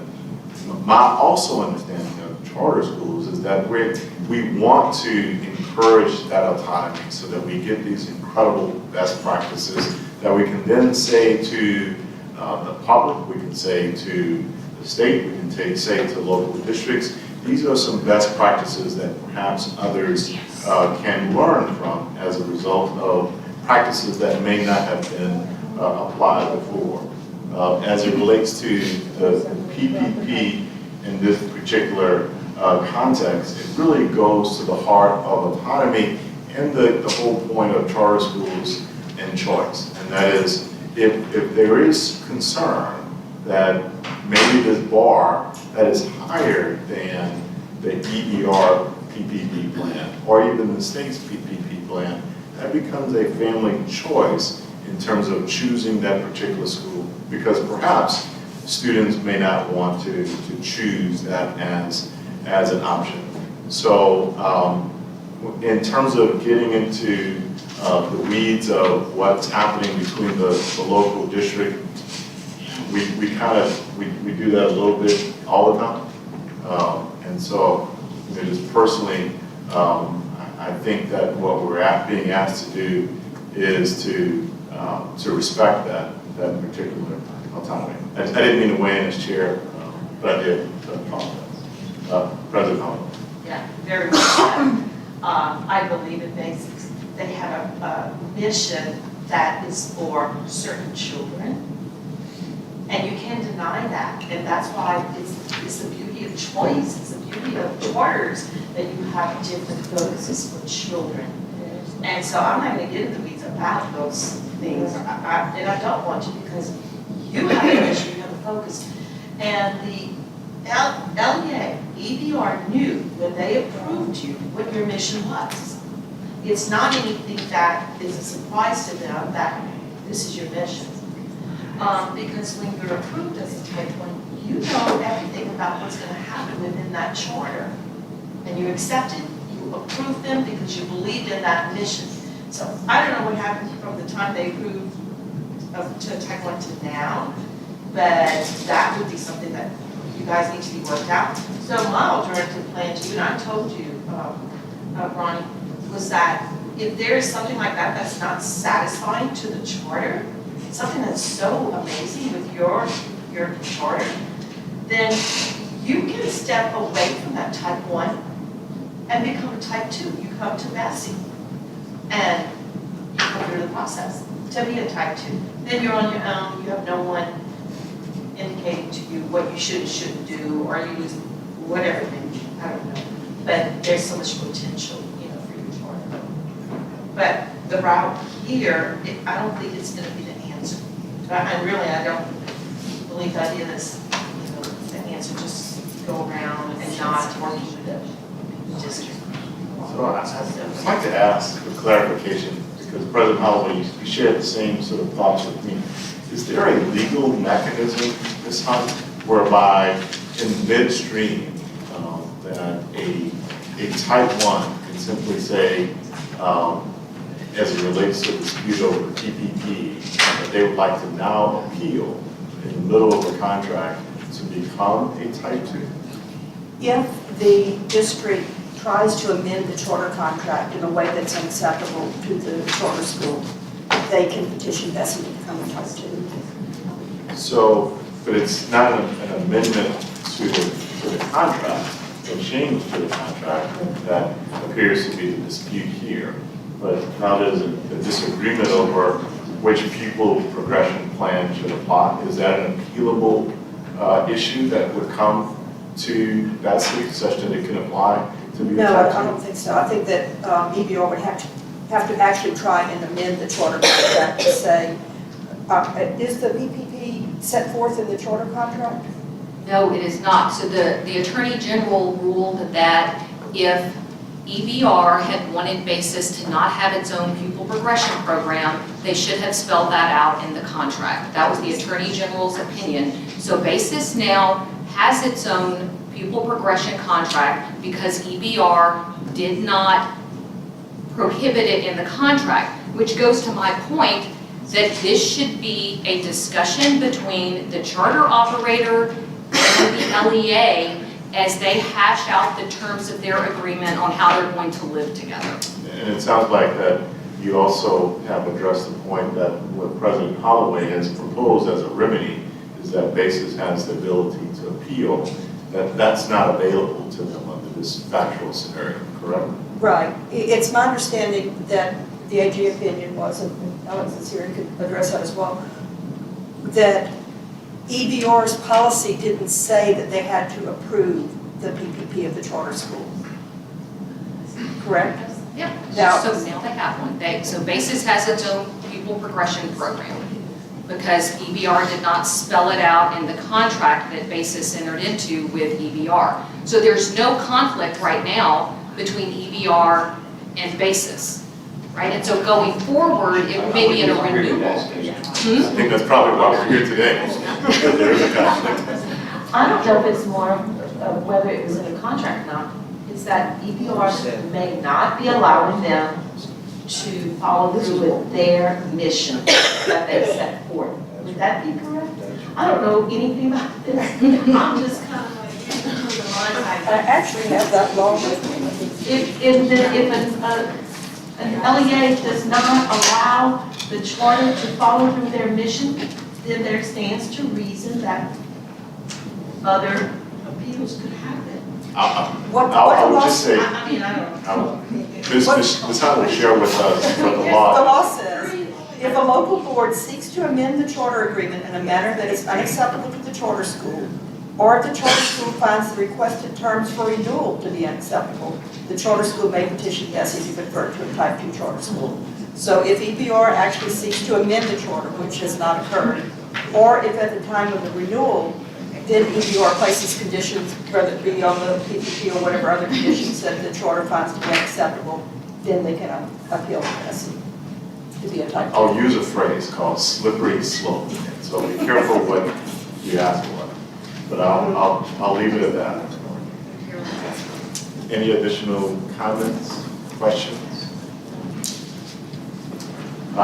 Any objection to the motion? One objection, Dr. Davis, President Holloway. Any other objections? Two objections. Two objections. Yes. All right, motion passes. Next item? The next item is adjournment. Thank you. We are adjourned. Sales.